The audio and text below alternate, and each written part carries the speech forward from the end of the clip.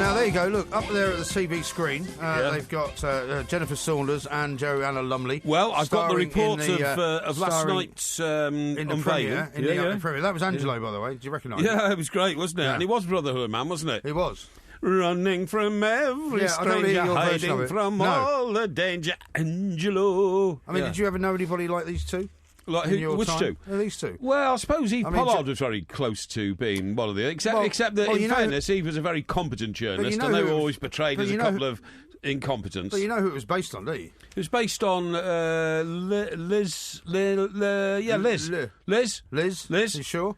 Yeah? No, you said it was Lynn. Lynn. It was based on Lynn Foles. Lynn Franks. Lynn Franks, that's right. Very famous PR woman in Fleet Street. She was the first sort of PR... She was. To be the star of the whole kind of PR scenario. Yeah, I mean, what did she do? Promote, like, models and all that kind of stuff? Well, no, she just was one of those women who started a company, and it was in the days post-Thatcher. Oh, yeah. Post-Thatcher and all that. Yeah. And she began a PR company, and she was the first person to recognise that actually newspapers weren't as powerful as they used to be, and if you started making your tail wag their dog, as it were, you would soon become the dog and they would soon become the tail. And she basically said to you, if you're not willing to write this about my client, then you're not going to interview them. Yeah, I see. And it was a bit like what Hollywood then started doing after that, you know? Well, you know what? The crook Max Clifford cashed in on that very big style, didn't he? He did, yeah. You know, doing deals with, well, you know, you might have a bad story about client A, drop that and I'll give you a better story about client B. Exactly. All that kind of stuff. He was a broker. It's a very sort of dark arts of the things that used to go on there. Yeah, absolutely. By the way, before we still get carried away about... there's Kylie Minogue as well. Oh, yes. Everyone was saying, why were you not at the premiere then? Well, I didn't want to go to the premiere tonight and ruin the... Can you tell us a bit more about this shabby event you've been invited to? No, I'm not indulging in any sort of ridiculous conversation like that. Is it a black tie do? No, it's not. Can I come? No, you can push off because I want some fat, greasy-head slob like you knocking around. Is it like at the Sutton Odeon, Screen 3? No, it is not. I've told you, haven't I? Where's it at then? No, you didn't tell me. I told you, it's down on the coast. It's down on the coast. Oh, it's down in Portsmouth? Yeah, well, not exactly Portsmouth, down the coast. Well, can you be more specific? No, because I'm not going to have you follow me around and trying to gate crash, OK? I would be too busy this weekend, No, We've got to work on Sunday. I know your methods. We've got to work on Sunday, don't forget, from 1 till 4. Anywhere where there's a free glass of warm wine, you'll be barging through the door. I know yours. Can I tell the story? Operandi. Can I tell the story of our good friend Andrew, our friend who works for BA? Andrew, yes. Who was kind enough to proffer a few gifts to us yesterday. Oh, yeah, right? yeah. Well, I haven't had mine yet, have I? I presented you with it this morning. Oh, the wine, thank you, And it was a very nice bottle very of nice. what Thank you very much indeed, what Andrew. you would describe as kind of Vin du Pays, which is sort of country wine. Yeah. Which he gave to you. He gave me, knowing that I'm more of a connoisseur, a bottle of Chateauneuf du Pape. Oh, well, I like my Vin du Pays. Nice. I intend to eat it with some rustic French bread and cheese. You're going to eat it? In the garden. I thought you told me that I should use it for cooking. Oh, don't be ridiculous. That's what you said to me. Why would I say I'd never use wine for cooking? And I'm quite happy to do that. You know, it sounds very insulting. To the chap who gave it to us. Thank you very much, Andrew. Good chap. Yeah, you're a very nice guy. Yeah, right. Now, what was I going to tell you? How about 25 quid you owe me, by the way? Oh, no, I don't owe you any money, mate. Yes, you do. Oh, no, I don't. Well, we had a bet, did we not, yesterday? On the show. Live on radio. There's a percentage error. There's a percentage error. No, you said £25. Yes. Marcus Willis. Yes. Taking on Roger Federer. Yes. You said he will not get 6 games. I said not get more than 6 games. Well, he got 7. Well, no, he got none in the first set. He got 7 games. He got none in the first set. He got 3 in the second set. How many games did he get? Ah, yeah, but no, I said it would average out at less than 2 a set. Well, and I'm right. No, I'm you're right. not. I'm right. What was the third set? There was a percentage error, right? What was the score in the third set? 6-4. Right. And the second set? 6-3. And what does 4 and 3 make? And in the first it was 6-love, so it averages out at 2.2. So I was right. I was absolutely right. No, you were not. 2.3, actually. Well, if it's 2.3 per set, if that's what you're arguing, it's actually 2.33333 recurring, which makes 7. No, it doesn't. It's an average. Anyway, look, let's not get into that. You never paid me the £100 which you owe me for the Koeman appointment. No, I took the £100 off the money you owe me. So what I'm willing to do, if you're not happy to actually give me the cash, is I'll just take the 25 back.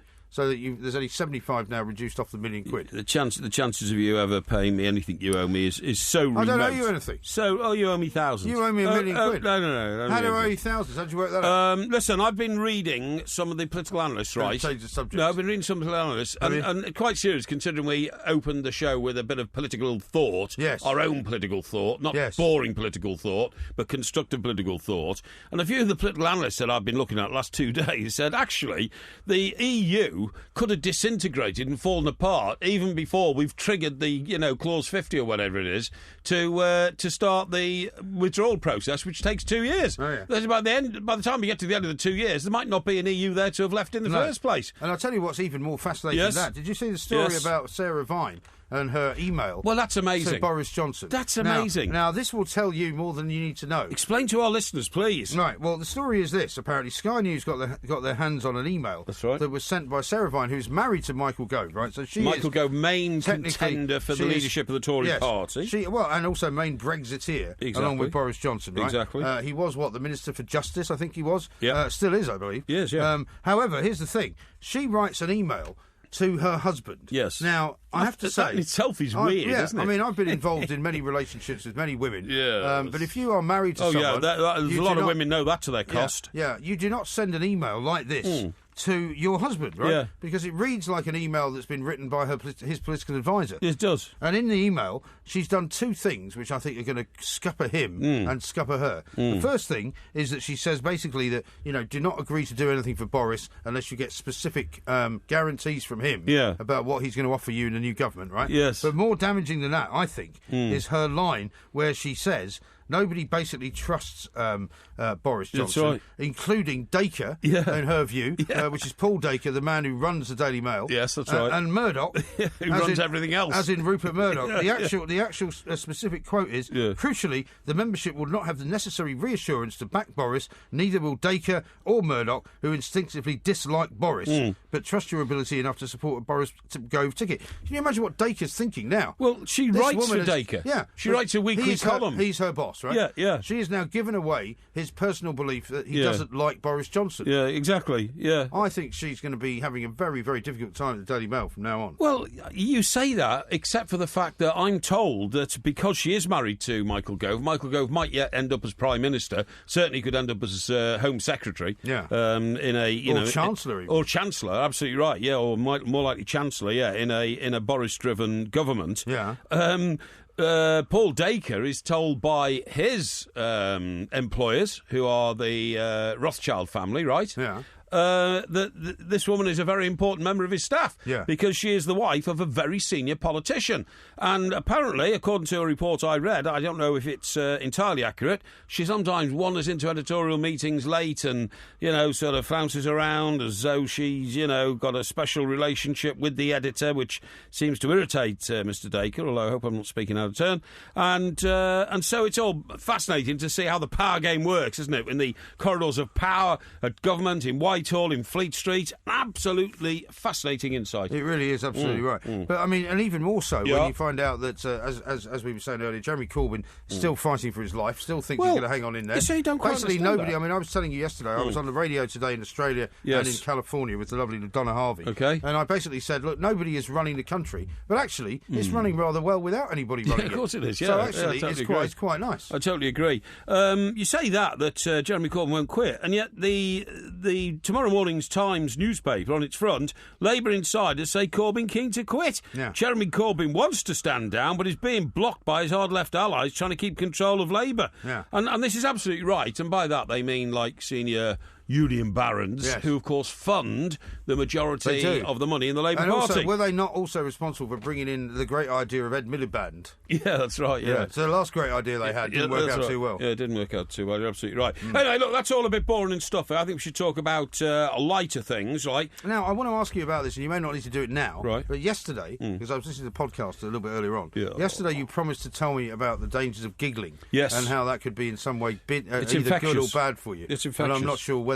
it's infectious. I'll tell you about that in a minute, but I want to tell you. I will tell you about that, but I want to tell you about other things involving animals, right?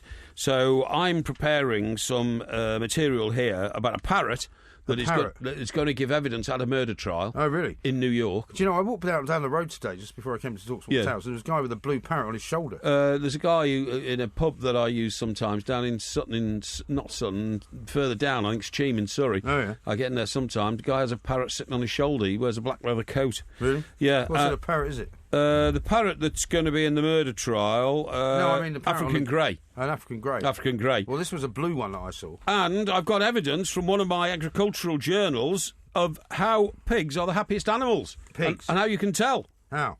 Well, they grunt a lot. The happy ones oink oink more. What a load of old rubbish. No, farmers actually farmers actually stand next to the pig pens and count the number of oinks that a pig gives in a minute. And the more oinks from a pig, the happier the pig is. There's more to a pig's oink than meets the ear, with happier porkers meets making... the ear? Meets the... meets the eye? No, meets the ear. Meets the ear, that's the whole point. Well, how does it meet the ear? There's more to a pig's oink than meets the ear. You can't see an oink, you can hear an oink. With happier porkers making more noise than grumpy ones. This is a scientific research. It's also emerged that pigs with curious temperaments are more likely to grunt and squeal than their less inquisitive pals. Have you seen Deliverance? Hey? Have you seen Deliverance? Yes. Squeal like a pig! Yeah, that's right, yeah. Frightening scene, that. Yeah, it is. But this is from the University of Lincoln. Really? Yeah, well, they've got a lot of pigs over there, you know. Yeah. Isn't that where they've got the Bent Cathedral? No. You said it was a Bent Cathedral. No. You're talking about Chesterfield, the spire in Chesterfield. No. You said the Cathedral of Lincoln is at a tilt. No. Yes, you did. No, I've never said that. Yes, you have. I know a lot about cathedrals. Suggs and Madness were at Glastonbury this weekend. Oh, were they? And he was wearing dark glasses on stage. Was he? And somebody actually tweeted me saying he's obviously trying to channel me. Yeah, well, he must... Which obviously was a bit of a daft thing to say. But... No, why is it a daft thing to say? Well, because he's not copying me, is he? Well, I don't know. He might have seen our video. Well, he might have done. Still for sale, by the way. You can download it at the Two Mics. You can? Yeah. I mean, I think he's probably wearing dark glasses on stage long before I was. Yeah, well, there was one... do you know what I was going to say? Very stupidly then. I was going to say there's one performer who actually went nearly blind. I was going to say it was Stevie Wonder, but of course Stevie Wonder, sadly, was born blind, wasn't he? Sadly. And wears dark glasses. But there was... Sorry. No, it was a faux pas. Sorry about that. What about Roy Orbison? Roy Orbison... Actually, he wasn't blind. He wasn't blind. But he was very nearly blind. He had very bad eyesight. And his glasses, I think, contributed to... In fact, I'm sure it is Roy Orbison. He spent so many long years in studios wearing dark glasses. I think that's why he had an eye problem. No, but he had an eye problem initially. That's why he wore them. No, I don't think that's right. I think he wore them for effect. Really? I'm pretty sure he wore them as part of his image. There was one guy from like the 50s or 60s or something like Duke Ellington or somebody like that. Ellington. Who wore dark glasses. Jazz band. Man. Yeah, that's right. Yeah, wore dark glasses as a sort of affectation, to improve his image and all that kind of stuff. Yeah. And his eyesight suffered badly because you shouldn't wear. I mean, you wear dark glasses on stage when we do shows, and well, that's what we were saying. Yeah, but I mean, I also wear dark glasses when I'm driving a car in the sunshine. Yeah, well, I shouldn't do that either. Well, you should, because listen, what I want to tell you now is the time probably to tell you that the sun plays more havoc with your eyes than it does with your skin. People are constantly told that you must put on sun cream and all that. Yes. You've got to protect your eyes. It's a good idea to put on sun cream. Yeah. You don't put on sun cream. Recent survey. You don't put on sun cream, but you don't go out in the sun. No, I never go out in the sun. Now, it says here, a recent survey found that only a third of us check the protective rating of the lenses in our sunglasses. So even if you've got sunglasses, they might not be good enough. Yeah. And yet your eyes are just as much at risk from sun exposure as your skin. I'm sure. And in fact, more. Just as the sun's ultraviolet, known as UV rays, can burn... Sorry, what's your problem? You've read it like you've only just heard of it. Ultraviolet, UV rays. UV rays. Yeah. Can burn skin and cause damage in its deeper layers. They can damage the eyes too. Yes. Indeed, experts believe the eyes are 10 times more susceptible to damage than the skin. Yeah. The eye's surface are more sensitive to UV than the skin's sensitive to UV. I'm telling you, making them more prone to sun's damage. And this comes from a guy called Russell Peake. Russell Peake? Who is an optometrist. Is he? Is he related to Tim Peake? No, I don't think so. Okay. He was that Major Tim? Major Tim, yeah. Major Tim, yeah. Short-term UV rays can cause the cornea... That's the transparent window at the front of the eye, by the way, for those who don't know. Okay. And the conjunctiva. The conjunctiva is the clear coating on the eye, for those who don't know. Okay. It becomes inflamed, causing temporary blurry vision. Yeah. And prolonged periods in the sun, even in this country, can cause photokeratitis. Really? Which is essentially sunburnt corneas. Wow. How about that? Well, you're not supposed to lie in the sun with your eyes open, are you? What sort of idiot would do that? Do you know what the Indians used to do in the... You mean the Native Americans? Native Americans in the deserts of South Dakota. What, you mean when they weren't burning people's feet? Well, that was the Cherokee. This is the Apaches. Right. What the Apaches did was, when they really wanted to sort of punish their enemies, they staked a bloke out on the ground, and then they got an ant pile. What are you laughing at? An ant pile? Well, like an ant nest. Ant nest. They dug up an ant nest. An ant hill? An ant hill. And what they did is they took his trousers off and lacerated him. What's your problem? They did. They lacerated him around the genitals, right? And then they put the anthill on his genitals so that it was very unpleasant. But, I'm sure it was. Yeah, but at the same time... Did they not used to keep their eyes open or something as well? I was about to say, at the same time... I suppose you wouldn't care at that point. They were very clever, really. They could have been surgeons, I suppose. They cut the eyelids so that you couldn't close your eyes. Right. And then over the next sort of 12 hours... The sun, because it's very, very fierce in the deserts of South Dakota, would burn out the cornea in your eye. Not in the winter so much, but what about the ants? No, it would. Were they soldier ants or were they red ants? Well, how would I know? Don't be ridiculous. But that's what they used to do. That's what they used to do. I mean, it was a double torture, really. Yeah. Supposing they said to you, look, we're going to do you with one or the other. Yeah. What would you choose? I think I'd choose the ants. Would you? Yeah. Yeah, I think I would as well, probably. Because, I mean, if you can't see... No, exactly, and, your eyelids slit. Yes, that's right. That's pretty awful. Well, to just be lying there thinking my eyes are burning out as I'm lying here. It's pretty horrible. Now, somebody sent me this and reminded me of your tweet from 22:40. Oh, yes. Which is 10:40 last evening. Oh, yes. OK, folks, still time to vote in winners and losers. Just a small push needed for victory. Vote Porky. Yes. Go to the two mics. Yes. Well, that's perfectly reasonable, isn't it? So that's one tweet that you sent out. Perfectly reasonable. You said you only sent out one. Yeah, I did, yeah. Is it? Yeah. OK. Yeah. Should I see if I can find another one? There's another one. I wouldn't worry about it. Anyway, listen, what we should really be talking about is where we go from here in the world of football. Yes. Which we'll be doing in a second or two. Now, the other thing I wanted to talk to you about, right, about the situation regarding the weather, is do you know that changeable weather is responsible for making us all less violent, i.e. Less violent? Yeah, i.e. there's... Really? Yes. Well, it didn't work in France, did it? Well, those weren't very nice people. What I'm saying is that new research has pointed out that there's more violence in hot countries than cold countries because people get aggressive in heat. I think there's been an argument made for that in the past. But I think that might also be the case that that people who live in those countries have more reason to be violent. Well, no, it's because of the what it does to your body. New research suggests it's not just hotter temperatures that lead to violence, it is climates that have less seasonal variation in temperature. So are you saying the hottest country in the world is also the most violent? Well, yes, in a way. Well, which one is it? I'll tell you in a minute. Less variation in temperature combined with heat brings some measure of consistency to daily life, OK? Yeah. Now, an expert called Paul Van Lange says strong seasonal Van Lange? Yeah, that's his name. That sounds like a fake name. He's from Amsterdam. Is he? He's from Amsterdam. Right. He says strong seasonal variation in temperature affects culture in powerful ways. Planning in agriculture, hoarding or simply preparing for cold winters shapes the culture in many ways, often with people not even noticing it. Yeah. But it does shape how much a culture values time and self-control. And therefore, with that self-control, there is less crime. Right. See? Well, I mean, that would explain, I would say, in this country, why when it say you get into the sort of the dog days of summer, which we don't really have too many of, but people tend to get more, riots happen more in the summer here. Yeah, of course they do. Than they do in the winter. Well, rioters only riot in good weather.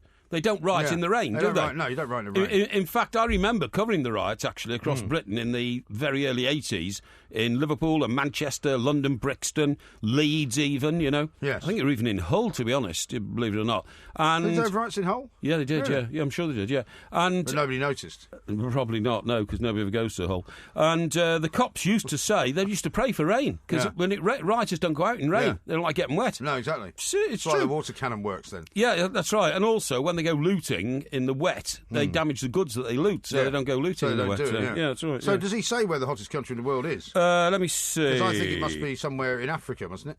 The hottest country in the world. It must be somewhere near the equator, surely. I think the hottest country in the world is the Sudan. The Sudan? What's Sudan? North or south? Well, are they two countries now? Yeah, they split it, yeah. OK, well, I don't know. In fact, South Sudan is the newest country in the United Nations. Is it? Oh, well, that'd be the hottest as well, I would imagine, because it's very, very hot round there. Whenever you see these, on international news programmes, you see a globe and it goes round the world. It started in America, that, didn't it? Yeah. Years ago when we lived there, the BBC used to have it. I seem to remember the BBC I don't remember back them in having the globe. Early 60s. You know when President Kennedy was assassinated? Yes. Which I only vaguely remember because I was only 3. Yes. They just had a globe going around and around and around. It became, I think, the BBC symbol. news symbol. Yeah, but it didn't have temperature spots on it, did it? No. No, that's what I'm saying. No, it's just a globe. Yeah, but when CNN... Are you talking about the weather? Yeah, I'm talking about weather. A weather report? Yeah, but when we first landed in America and CNN was in its infancy in the 80s and all that, they invented the globe going round and all the hot spots around the world. And it's always, I always notice, it's always somewhere like United Arab Emirates, Sudan, or... where's about Libya? Place? No, not Libya. It's Sudan. Oh, Libya. You were in Libya. Yeah, I was in Libya. It's very hot. Very hot. Oh, it's terribly hot. Yeah. Terribly, terribly hot. My greatest fear was getting locked up in a jail in Libya because it would have been like being locked up in an oven. You know what I mean? Would have been terrible. I had to go to Dubai and see these people who've been locked up for adultery. Oh, right, yeah. And it was 135 degrees Fahrenheit. In the jail? In the shade outside the jail. Oh, that's absolutely... You just couldn't imagine it. It was an absolute nightmare. Absolutely horrific. Here's one from Nick who says, M. Glenn admitted he knows nothing about football, so why in the name of God is he picking the new manager? It's unbelievable, Jeff, he says. Well, he's not. He's saying he's part of a 3-man panel. Dan Ashworth himself and somebody else. Yeah, no, I agree. I mean, it's nonsensical, isn't it? It is, yeah. It is. Absolutely nonsensical. I totally agree. I don't know why he's in the driving seat. I don't know. I mean, I think he's made a complete fool of himself anyway. And his problem now, mate, is credibility. Because credibility is often represented through the medium that we work in. Yes. You can only communicate with people through newspapers, through radio, through television, through the spoken word, and his credibility has disappeared. It's just gone. It's a bit like, the England players and their confidence, right? Yeah. The whole point about their confidence being, sort of damaged in some way has led to them playing badly. Yes. Now, whether confidence is boosted by winning or whether it's boosted by having a good manager, we just don't know. Yep. But it certainly needs to be, that they are filled with confidence when they go out to play. Yep. And if they're not, they'll lose. Yeah, that's true. Now, I've got a note here that says the hottest temperature ever recorded was 136 degrees Fahrenheit or 57.8 degrees centigrade in the Libyan desert. Oh, really? Well, I can tell you it was as hot as that when I was in Dubai. Yeah. So I'm not sure if that's absolutely correct. The Libyan desert. Went there once because Why? What happened was, when I was in Libya, they had a very good propaganda machine, and we were all in Tripoli. And the Americans had hit Tripoli and had blown up a lot of places there, including my hotel, which I survived. I got out the rubble. Yeah, you must tell us that story one of those days. I will, yeah. But the following day, we were all rounded up and put on an aircraft that had fleas on the seats. No, you could see them jumping off the seats. Really? Yeah, it was despicable. Maybe it had been used by those naked Florida people. Maybe, and we were flown to Benghazi, which is on the like a coastal town. Yeah, and they showed us allegedly the bombing there, except it all looked a bit false.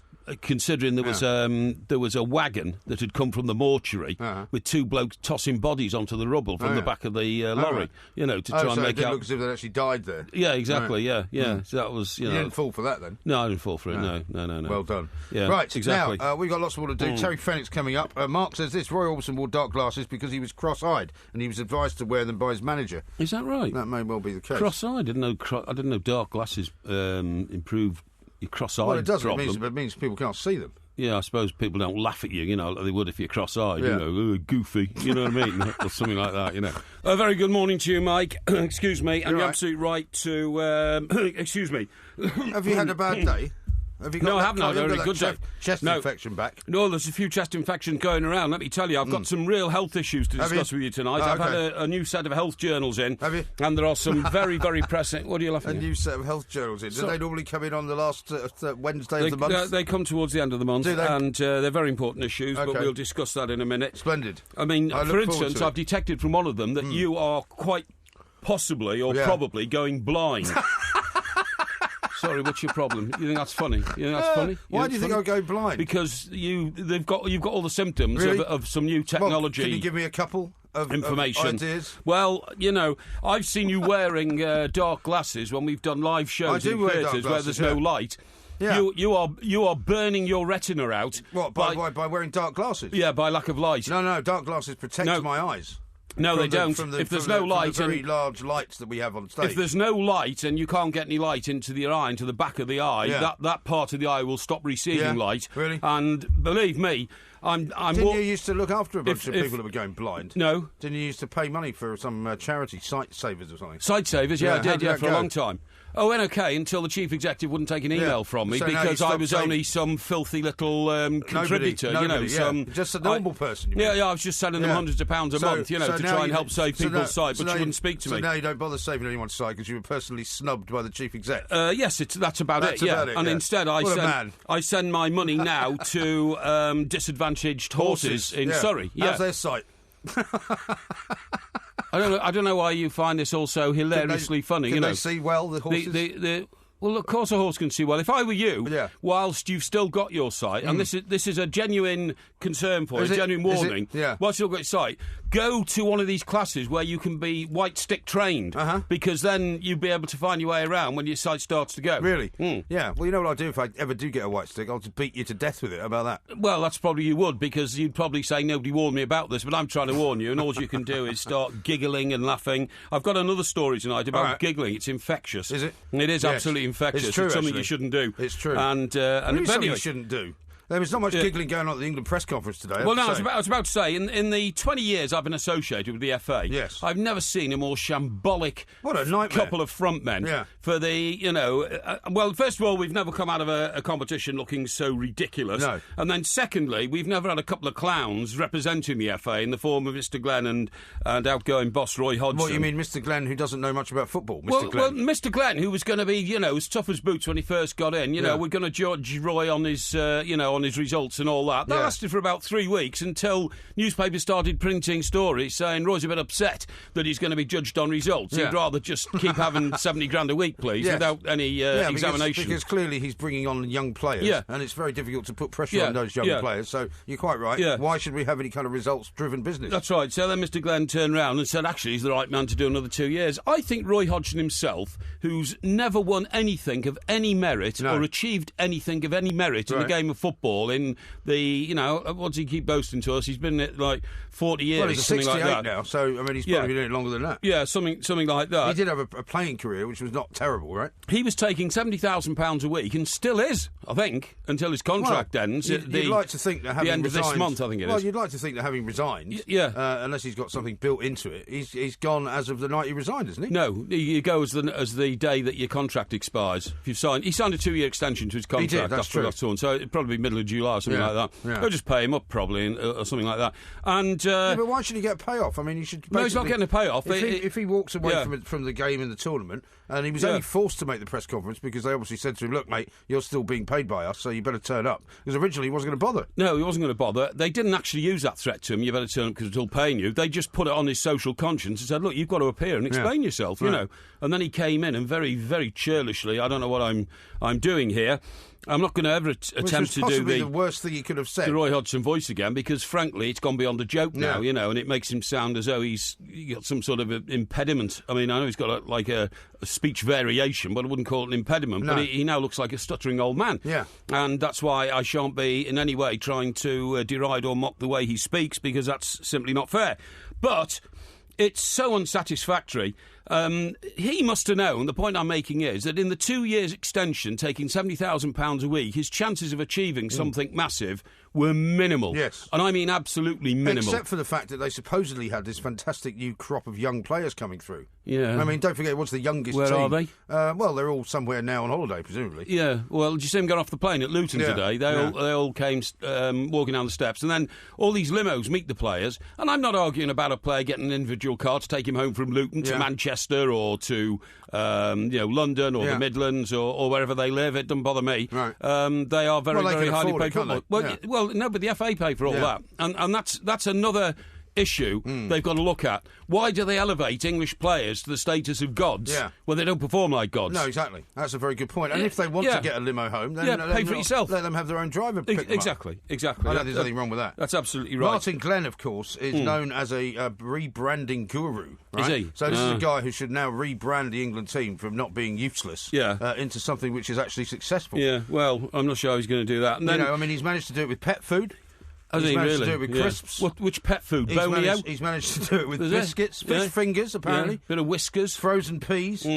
Well, fish fingers, you can't argue. I mean, fish fingers are a staple food of the British economy, and I can't argue about, rebranding fish fingers. Who was it for? Birdseye Finders? Captain Birdseye, yeah. Captain Birdseye. Yeah. Captain Birdseye. He was the man. Perhaps he saw something of the Captain Birdseye in Roy Hodgson. But listen to what he did, right? Yeah. He got rid of Captain Birdseye. Oh, right? is he the man who killed off Captain Birdseye? Captain Birdseye is the guy who everybody thinks of when they think of Birdseye. Of course they do. Aren't they? And fish fingers. I mean, you often get likened to Captain Birdseye. I do. You look a bit like him. I do. That's but he absolutely apparently true. decided it was a great idea to get rid of Captain Birdseye and replace him with a polar bear called Clarence. Oh, right, okay. Yeah, Clarence Birdseye. Yeah, Clarence the cross-eyed lion. So I'm not entirely sure that this is the right man to be changing the branding image of England. Well, images, once people start talking about images and products and what do they call it? We are a product, we are not a football team and all that, then you've lost it, really. Because you know that the focus is actually on generating money and not generating success.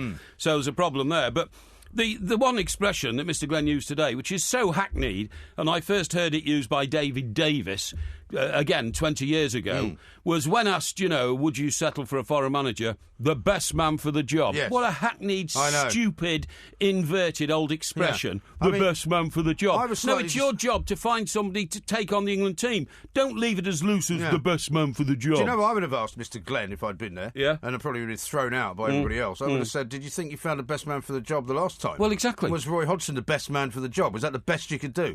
You're absolutely right to develop that point. If he's saying we're going to find the best man for the job, then you should say, yes, but your track record on trying to find the best man is abysmal. It is. Because you appointed Roy Hodgson to a 2-year extension after the worst overseas tournament England had ever participated in. So I don't really think you're the best man to find the best man for the job. No.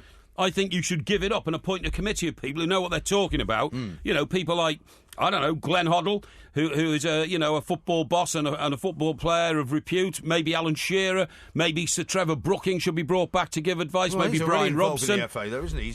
I think he's stepped down.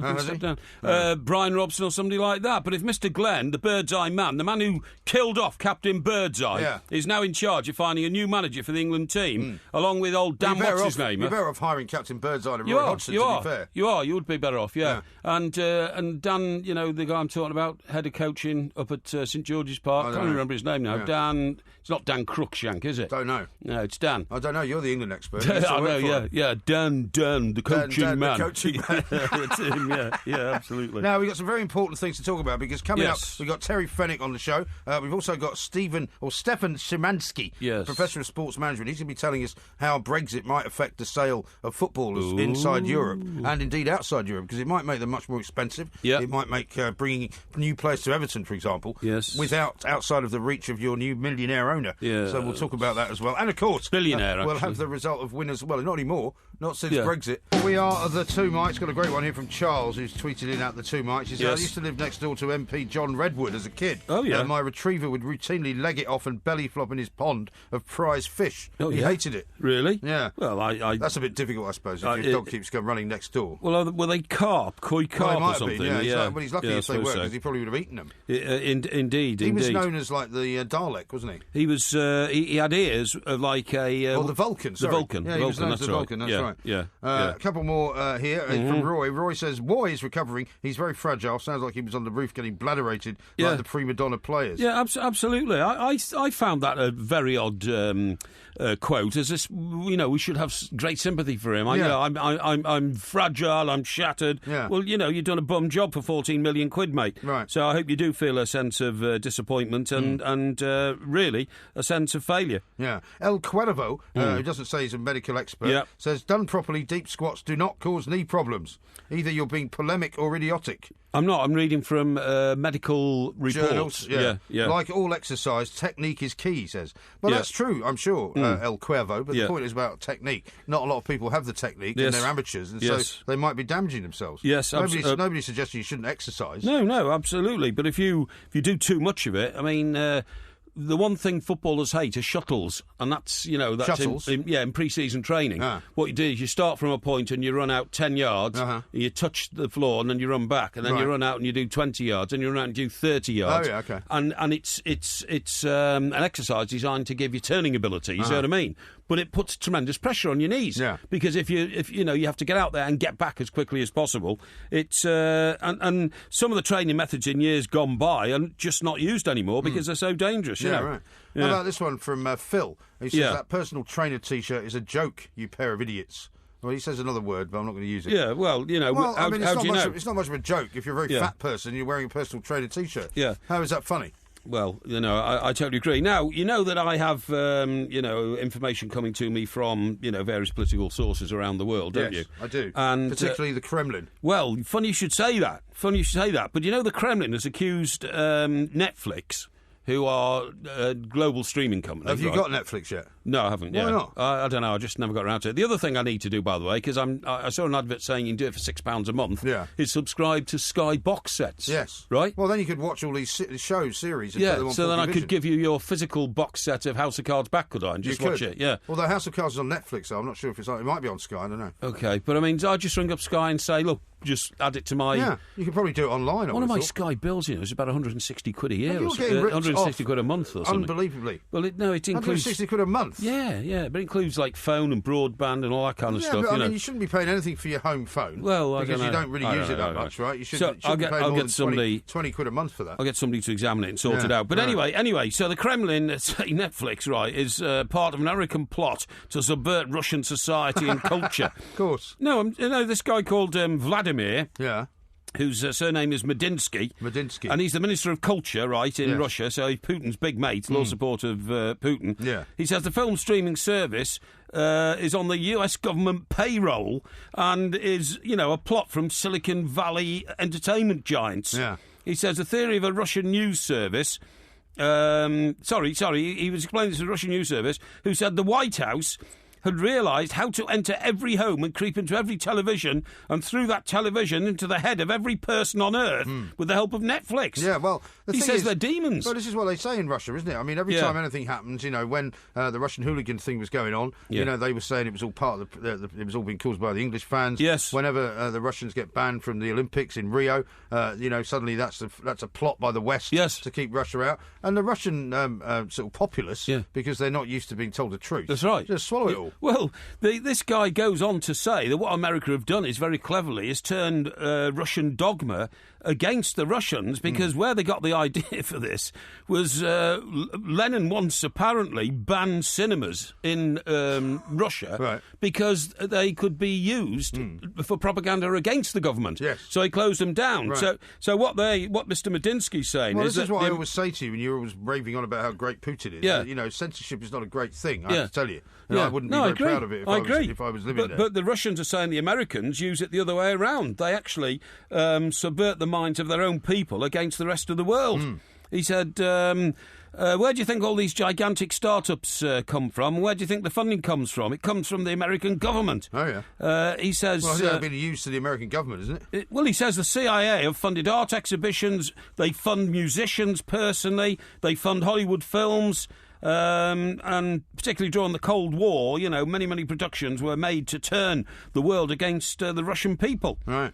And he's right about that in a way. Well, no, I mean, obviously there are things which the American government backs in the same way that the British Film Institute, which is backed by the British government, pays for movies to be made. I mean, the BBC makes films, that's funded by the government. The Channel 4 makes films, funded by the government. I think they're being slightly disingenuous there. Did you ever remember seeing a film in America, because I saw it, about a bunch of kids who ran off up into the hills and started a terrorist movement against the Russians after the Russians invaded America? Yeah, Red Dawn. Was it Red Dawn? Yeah, Patrick Swayze. And was it with the kids? Terrible film. Weren't they in a school classroom when they saw the Russian it was an invasion, wasn't it? Yeah. It was invasion. It was during that period of time when Rambo was making films about invading various places. Afghanistan and all that, I mean, funnily enough, it was one of the few films that I've seen more times than I want to have seen. Yeah. Because it was on HBO. Oh, was it? And when I was living in New York, it came out. And when you were watching HBO, particularly if you were a bit bladderated, that's right, basically you just watch any old rubbish that was on there. That's and right. It it was always on. I must have seen that film about 20 times. Well, I've only ever seen it once, but I'd like to see it again. I thought it was great. Yeah, it's called Red Dawn. And what did the gang call themselves? Oh, I can't. Was it the Wolverines? Or Wolverines. It was They were the Wolverines. I'm getting like you. I can only remember certain things. Yeah, and they fought back against the Russians. Yeah, it was Patrick Swayze, and it was a particularly bad film.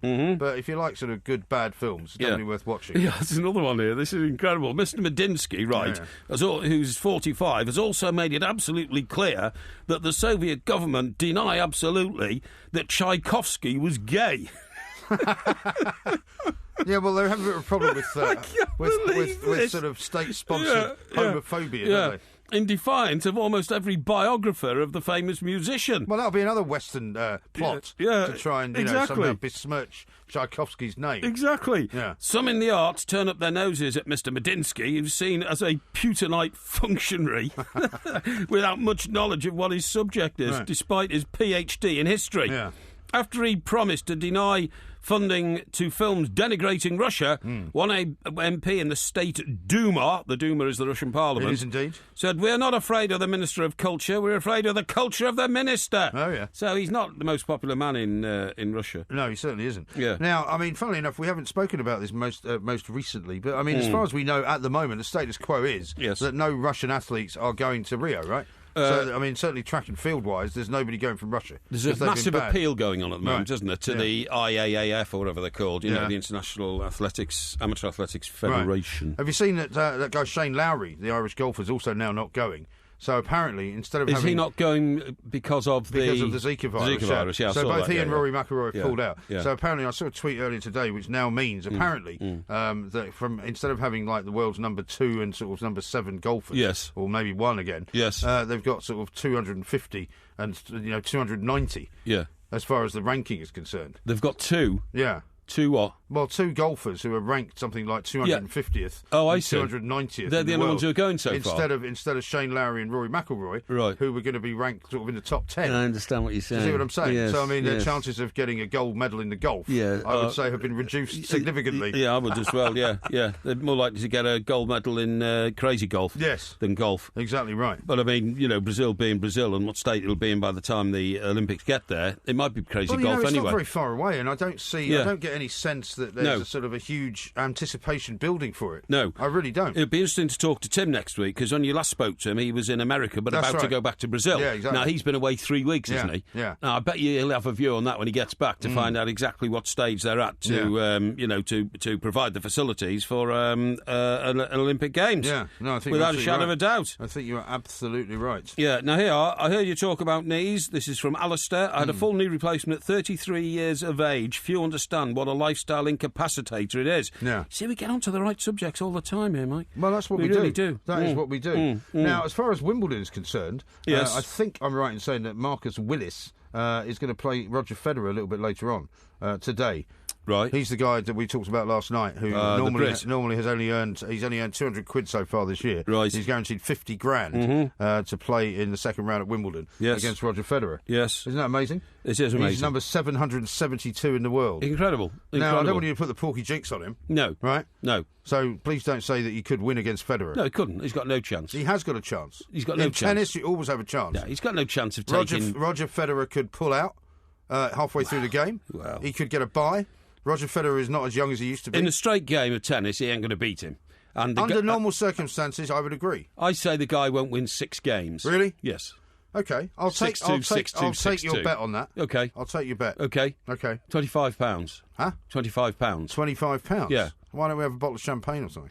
Well, I want to knock it off the £100 that you owe me if I lose. I thought you were going to say you want to knock it off the million you want to knock. You want to not owe me. No, not at all. No.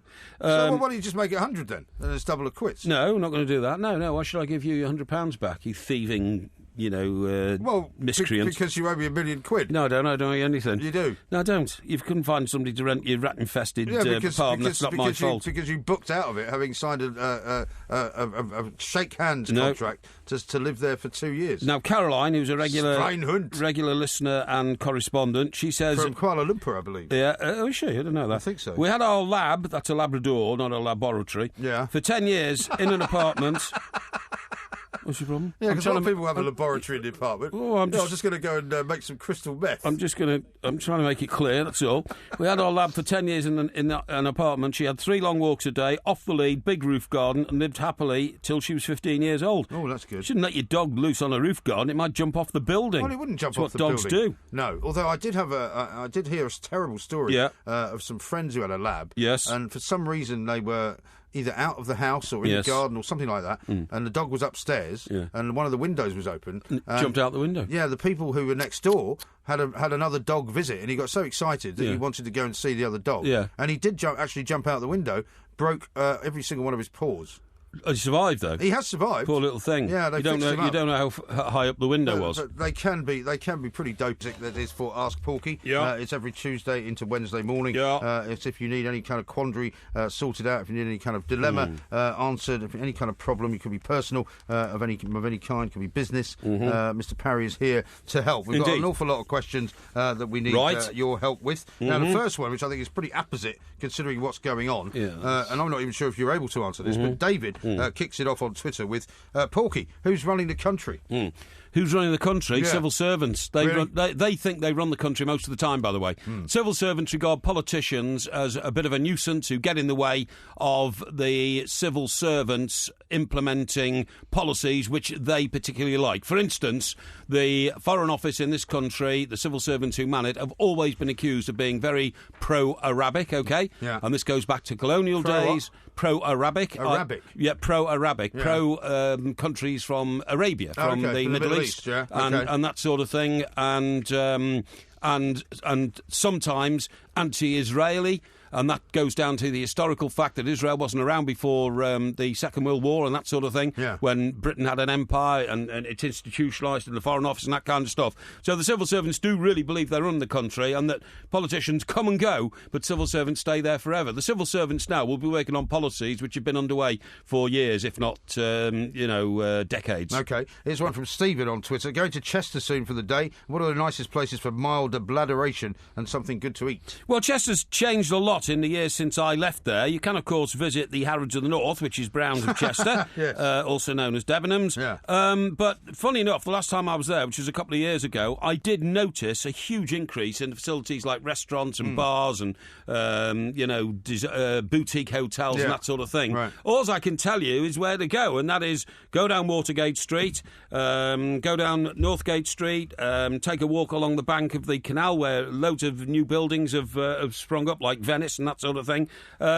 Chester is a great city and you'll have a great time. OK, Tom says this on Facebook. Porky, what happened to Wayne Rooney's leadership on the pitch, reassuring manner to younger players and knowledge of tournaments during the game with Iceland? Did all these qualities go AWOL? Well, no, I don't think they did, but I think he was as confused as everybody else about what the plan was. And if you don't know what the plan is, if you don't know what the plan that's been handed down to you, is a clear and concise instruction what to do, how do you pass that on to the other players? You can't.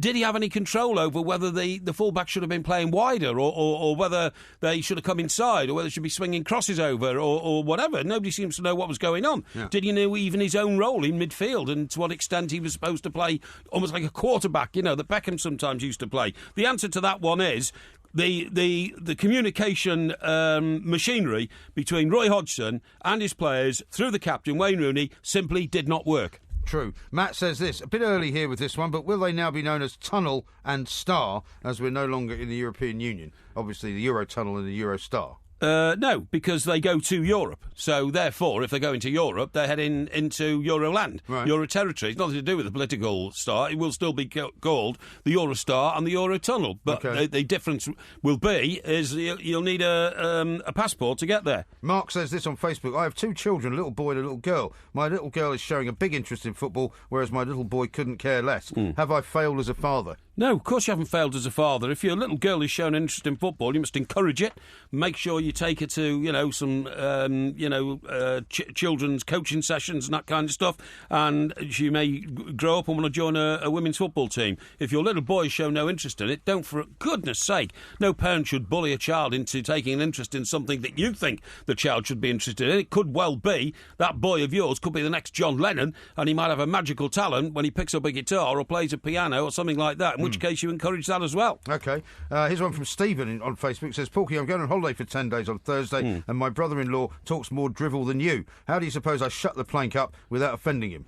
Well, I assume that you're going on holiday with your brother-in-law, so that means there's two families going. And what you do is, every day, you get up earlier than everybody else and set the agenda for what's happening on the day. The trouble with brother-in-laws is that, you know, when there's a number of people, if one of them's got a particularly dominant personality, everything that you do on your holiday will be what he wants to do, and you've got to make it absolutely clear. Is this correspondent a man or a woman? He's a man from Coatbridge. A man from Coatbridge. Coatbridge is in... outskirts of Glasgow. Outskirts of Glasgow, thank you. What you've got to do is you've got to make it absolutely clear that even though you're going on holiday, with another family, right, you can have separate agendas or you can have a joint agenda. And the idea is if you have separate agendas, and he didn't say he was going on holiday, but for instance, supposing you're going somewhere hot and the other party want to go to the beach for the day, but you want to do a bit of cultural visiting up in the hills, you know, going to see a monastery or something like that, you've got to make it absolutely clear that you are not joined at the hip during this holiday. You might be staying in the same place, but you can do what you want. If you don't, you'll get angry and frustrated, you'll turn to bladderation tendencies, rows will break out, and there'll be a family crisis. Yeah, especially from Coatbridge, it can get a bit violent. It can. Now, Mark says this, I want a job as junior assistant press officer at the FA. Given your previous experience in this role, what do I do? Well, I'll tell you what the problem is. When I went there were proper, well-trained journalists available to go and take up those PR positions.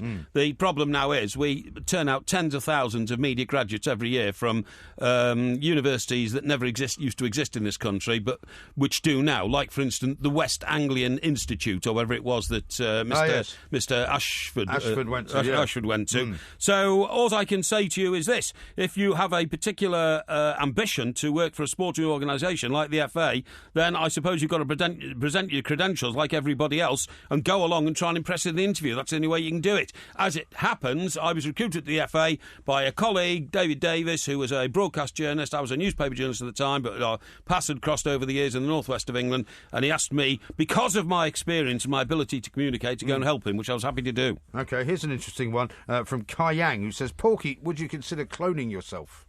No, not because I feel it would be wrong to have more than one person like me on Earth, but I think it'd be dangerous to go around cloning anybody. And also... Dolly the sheep didn't work out well. No, Dolly the sheep didn't work out well. Each of us is unique. You know, there are no two similar human beings on Earth, and that's because God designated that we are all, in even to a small degree, different. Therefore... You're sure it was God? Yes, I'm certain. Therefore, for moral reasons, I don't approve of cloning. What about twins? Well, twins both come from the same egg, but they're not cloned. They are the result. Quite similar, though, aren't they? Well, they can be identical, but they don't think the same in every aspect of their lives because their brains aren't the same. Yeah, well, I wonder about that, but that's another story for another time. Jonathan says this, in August I'm getting the Amtrak train from Boston to New York, just the regional service. As a poor man, I can't afford the express. What should I expect from an American rail trip? How does it differ from a British train trip, if you can remember back to travelling in standard class? Well, all I can say about that is I was always disappointed by those rail trips up and down the eastern seaboard, if I ever took one. I took one once from... a few times, New York to Washington, and I think I've been up on to Boston on the train. I've certainly been up to Albany in the New York state. How about Albany? Albany, the capital of New York, the state. And I've always been terribly disappointed because, like in some rail journeys, that you get along a coast or something like that, you see, like, you know, the sea and trees and all that, but particularly the one from New York to Washington, terribly disappointing. Just urban. Well, it goes over some nice bridges in Maryland, though. Yeah, but I mean, probably bladderated by that. Well, I may have been, but most of it, when I looked out the window, just seemed to be urban spread. Really? And urban sprawl. Yeah, it wasn't. You were looking the wrong way. Wasn't impressed at all. I don't know why anybody get a blinking train from New York to Boston. Anyway, you can get a flight in an hour for $90. I used to use it a lot because it was easy for me because I lived quite near Penn Station. Right. Yeah. So rather than going all the way out to the airport, sure, and then going all the way out to it's a 15th Street Bridge coming in from DC. It was always a nightmare. But anyway, and it was 2.5, 3 hours, I think, something like that. Yes. Here's one from Tarek who says, should I go to my best friend's wedding or come to the Two Mikes live? He doesn't say where. You can do both because usually our shows are in the evening. No, well, not if the wedding's in the evening 8 o'clock. Well, it's not in the evening. A wedding usually takes place about 2 o'clock. Well, but they go all night, though, don't they? No, not necessarily. You can go to a reception at 4 o'clock, 4:30, 5 o'clock, something like that, and then come on to our show. You'd be very welcome indeed. And in fact, bring the bride with you.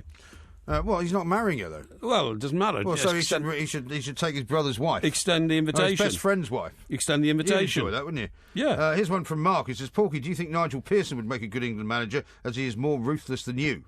Well, I think Nigel Pearson will go down in history as the man who missed out on creating a Premier League team. Because you ask anybody, and they'll say, well, the foundations were laid by Nigel Pearson. But then, actually, if you look at the team that Nigel Pearson played in the last 12 games of the season he was there, and the team that won the Premier League, they're almost identical. Yeah. So I would say Nigel Pearson's got great managerial credentials, but I don't know if he's a stable enough individual, i.e., keeping the peace and keeping calm to qualify for that sort of post. Sure. Paul says this, hi, Porky, my granddad's call me Grumpy Paul. What can I do to change this? I'm not really that grumpy, just a bit. Well, I don't know about that. I mean, the point is, if you've got attitude problems, which some people do have, then I should get rid of them, because attitude problems rub other people up the wrong way. There's no harm whatsoever in thinking your own mind and speaking your mind and being specific in life. But attitude problems to me normally mean people who are uncooperative because they just don't get on with their workmates or with their friends or something like that. Try and correct it, because it gives you a bad reputation. OK, final one from Daniel. Hi, Porky, I'm a 33-year-old Finnish long-time listener and I'm thinking of going back to uni studying philosophy. Should I do it or find a job instead? Is this guy from Finland? Well, he says he's Finnish. Finnish, yeah. So I presume he is from Finland. Finish something else or something. Never go back to university. Complete waste of time. I left school at 18, went to the University of the Trent for a year, realised I was wasting my life because I wanted to get on with life and create a career, and undoubtedly I made the right decision. If I'd stayed for the 4 years of that course that I was on, 1 year was a year out, I'd probably been an estate agent now, and that would have been disastrous for me. You'd be useless at that. Oh, no, I'd be pretty good. You're not slimy enough. Well, would have made a lot of money and all that kind of stuff. But, I don't think you're slimy enough. Yeah, well, you say that. I take that as a compliment. But, you should. But most people I know who have fulfilling lives haven't done it because of the degree they've got. They've done it despite. You gotta fight for your right to party. He was there with all your glamorous friends at your glamorous house and your glamorous swimming pool. Do you know how I spent that night? A packet of frozen fish fingers and a tin of mushy peas. You gotta fight! I couldn't have, Mylene Klass and Catherine Jenkins and Holly Willoughby exposed to Parry the Barbarian. It was a danger and a risk I wasn't prepared to take. How could you do that to me? Sorry, who was that? The terrible thing about radio is that there's always an archive. There is, I'm afraid, yeah. I'm afraid that was Piers Morgan's party. Yes, it was, which you didn't get invited to. Indeed. I wasn't going to bring that up, but since it's now been raised, I suppose I'll have to say that was one of the great parties I did go to. Yes. Which was Piers Morgan's 50th one. Yes. His wedding was pretty good as well. Yes. But I'll only mention one of them. OK. And as he said, Mylene Klass was there. I had a very nice chat with her. Yes. Holly Willoughby. Nice lady. Suzanne Reid. Yeah. Ant and Deck were there. Yes. Played a bit of golf with them. Yes. Lots and lots of glamorous people, which is not really my thing particularly. Doing a bit of star effing, were you? But it wasn't star what? Star effing. That's not a very nice thing to say. Well, I'm going to use the word. But actually, I spent most of the night, funnily enough, talking to my old mates from the Mirror that I hadn't seen for a very long time. Oh, really? Yeah. But people were coming up to me naturally because, they obviously knew that I was somebody worth talking to. Yes, exactly, yeah. But yeah, fabulous party. Because fancy you worked with me, of course. It was fancy dress. No, nobody actually asked about you. It was fancy dress, and I went as a... I've never been to a fancy dress party. I wouldn't go to one. Yeah, well, you probably wouldn't have needed to dress up. You just come as you are. No. But I had to go and hire a costume which was a sort of vaguely 20s theme. Yes. And it was a great night, I have to say. I spent an awful lot of money in a hotel down there. Yes. Because it was the last room available. Right. And it was the King Edward Suite or something like that in this hotel. Yeah. It was far more expensive than I had planned in mind. But it's very good. So Piers didn't offer a bed for the night then? Well, no, I wouldn't have wanted to stay at his house. No, of course not. I suspect most people didn't stay there. But there was quite a few people in the hotel I was in. But it was very good. Very exciting. It was a couple of years ago, I think, now. Yes, it was, very good. So, what's your first one then? My first one was when I was about 15. And it was a mate's birthday party, but it's the first one we smuggled alcohol into. And it was in a big farm, right? And his parents lived in another part of the house. You see what I mean? His dad had managed to convert one of the barns. You know what I mean? Right. Put a few couches in there and rigged up a bit of a disco and all that kind of stuff. And you were 15? I think it was 15, yeah. And we smuggled alcohol in, and it was the first party I went to where it was blissfully like everything I wanted in life. Yeah. So you spent 10 or 15 minutes legally groping a young lady on a couch, you know what I mean? Yeah. And in a consensual And did people manner. sort of move from one couch to another, so there was a kind of constant... that sort of thing. You know, sort of, what do you call it, a conveyor belt? Well, that sort of thing. And then you'd get up, and because somebody had put on a great record, and a great record in those days was something like, you know... the Beatles or the Kinks or something, you know what I mean? And you dance around for a bit and swig a bit more... illegal loot. Well, I think it was on the bottles of cheap cider that night, right? And then you'd go and grab another young lady and you'd go off on another groping session, you know, for about... Shocking, this. No, but it was brilliant. It was. I mean, I felt grown up for the first time. You know what I mean? I was having sort of relationships with women. I was drinking booze. I was dancing to the Beatles. You know, in my new shoes and all that kind of stuff. And it was blissful. And I thought I want to spend the rest. And parents never came and interrupted it. No, well, not until about sort of midnight, 12:30 or something like that. And then you had to make arrangements to get home. Either your parents came to collect you, or you'd had a car waiting for you, or something like that. Or I think some of us just sort of carried on, you know, in a field or something like that. And I did, I remember, because it was a nice summer's evening. Okay. And I thought, this is how I want to spend the rest of my life. And so indeed, as you have. For many years I did, yes, yes. Okay. My second one's going to be, I used to do this quite a few years in a row, but I'm not going to pick one particular year. Yes. But I used to go, as you did from time to time, to the university club in New York for New Year's Eve bashes. Well, funny enough, I was going to raise that. I won't know. But anyway, go on, tell us about it. I mean, university club being one of these places which we were never members of, but we had friends who were members of it. Yes. And they used to do this very lavish party, which you paid quite a few $100s per ticket. I remember one particular year I brought my parents over, and 4 of us went, and it was magnificent. It was this old building around about sort of 54th Street or something like that, just off Fifth Avenue. I stayed there, actually. Did you? Yeah, you could stay there as well. And it was a bit like sort of the RAC club in the sense that they had, and you'd go in, and it was black tie and everything, and they'd have a sort of chamber orchestra playing as you walked in. Yeah. And then you'd go up a level, and there'd be a guy cutting roast beef. That's and right. making roast beef sandwiches and rolls and things. And then there'd be another floor up, there'd be a disco. Another floor up, there'd be some kind of country and western music going on. I think they had a pool room as well where people could play pool. It was brilliant. And it was just a magnificent night. And we always ended up, no matter how posh it was, and no matter how expensive it was, at 4 o'clock in the morning, I think you get kicked out. Yes. And we'd all go to Eamon Duran's, which was rammed with people who were not in black tie, and it was just a contrast of spending that kind of New Year's night, which was wonderful. Absolutely. And there was a different form of music on every floor. It was about a 7-floored building. That's right, And I stayed there as well. It was like staying in an English gentleman's club, and I used to browse around in the library and drink brandy and all that kind of stuff. Brilliant. Very nice. No, my second one was, funnily enough, it's New York as well. And it was New Year's Day. And, you know, if you're an expat in America, it's always nice to be invited into somebody's American home on like Thanksgiving or New Year's Day or Christmas Day or something like that, you know. And what happened on New Year's Day was, we'd all been to, I think we'd actually been to the party you're talking about the night before, and then we all started getting phone calls from the guy who ran British Information Services, right? So this wasn't the ambassador. Which was like the embassy, wasn't it? Well, it was like the New York embassy, but it wasn't the ambassador. The ambassador lived in Washington, D.C., and he lived in the Lutyens' mansion, where I've also been to a party, by the way. But on this particular day, on New Year's Day, it was bitterly cold. I love it when it's bitterly cold in New York and clear blue sky. And he said, look, why don't we all get together and have a few drinks at lunchtime, you know, to get over the revels of New Year's Eve. And it was most magnificent hospitality. We went round to his, you know, he had a mansion. You know, it was like what's the mayor's mansion called? Gracie Mansion. Gracie Mansion. It was like that. It was like that. He lived in one of those houses, a Grace and Favour house provided by the British government. Right. And it was magnificent. We had, you know, waitresses serving wine, and we just loads of British people there, famous people came along, you know, businessmen, all that. It was great.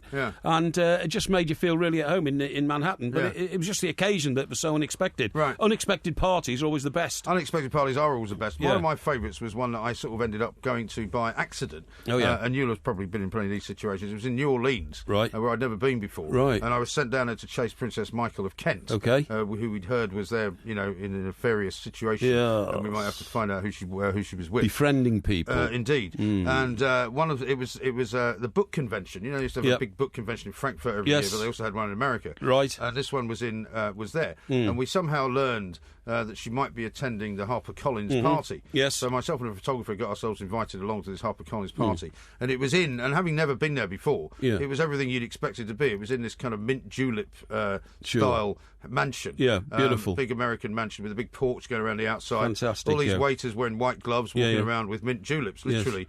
Yes. And the photographer, who'd already been there a couple of days ahead of me, had already got himself a Rogerisation partner. Really? Who was the daughter of Shari Lewis. Do you remember Shari Lewis used to do lamb chop? Oh, yeah, I do, yeah. This was her daughter, right? Golly. Who had a friend Yes. who I then was mixed up with. Very and nice. It became a very successful night. Yes. We went on tram rides. I was staying in this fantastic hotel, the name of which I forget, but it was right on the seafront of New Orleans. And it was a magnificent party and a magnificent night, so I remember it quite well. Fantastic. Without giving them too much away. Well, exactly.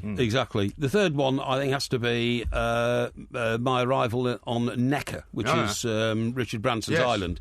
Because what happened is, when we got there, I got there with a group of people on what you might call a facility trip. Yeah, freebie. Whilst we were in the British Virgin Islands. And they said, right, there's drink waiting in all your rooms, because there's only 10 bedrooms, and they'll look out. How did you snag one of them? What do you mean? How did you snag one of them? What do you mean, snag?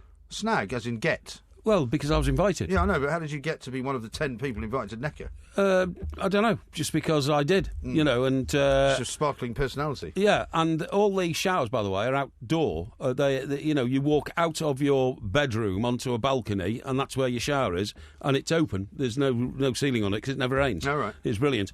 And they said, there's drink in your room, and party starts at 7:30, dinner at 8:30, and dancing until you drop. And it was brilliant. Yeah. For obvious Anybody reasons. else there that you can't name for obvious reasons? Or? Well, not famous people. No, there were no rock stars there or anything like that. But there were. Necker's more than just Richard Branson's house, because you've got a lot of staff on the island. So the staff actually came up to their house. And they just mingled, really. When I say staff, one of them was like water skiing instructor and all that kind of stuff. Really interesting people. Yeah. But there were. The collection of people I was with included like Oxford graduates and all that kind of stuff. It was brilliant. It's a very strange mix of people. And it was very strange. I don't know how to quite put this. Yes. But did you? No Rogerisation took place. No. Really? No, because to be honest, it was such an insular party. Yeah. There was nowhere else to go. You were going to stay there for a couple of days. Yeah. It might have been quite embarrassing to have tried to pick up on normal relationships next morning. You know what I mean? There's nowhere to run, so to speak. Right. So because that's your normal MO, is it? Sort of. You get stuck in and then you run away. Well, no, I don't run away. I sort of melt into the distance, if you see what I mean. I see. But there was no distance. You see what I mean? Yeah. And nearest island's a bit of a swim away, isn't it? It is a bit of a swim away, and it went on literally all night. I remember having a Bloody Mary with lots of pepper in it for breakfast at about sort of 8 o'clock the following morning, and then we all got in a boat, a Boston whaler, and went to a place called the Pirates Pub, which was literally a pub on a blob of rock. About that, just on a blob of rock with a fantastic jukebox. Mind you, Necker had the world's best jukebox. Any record you wanted, you could just summon up electronically and it was all there, Brilliant.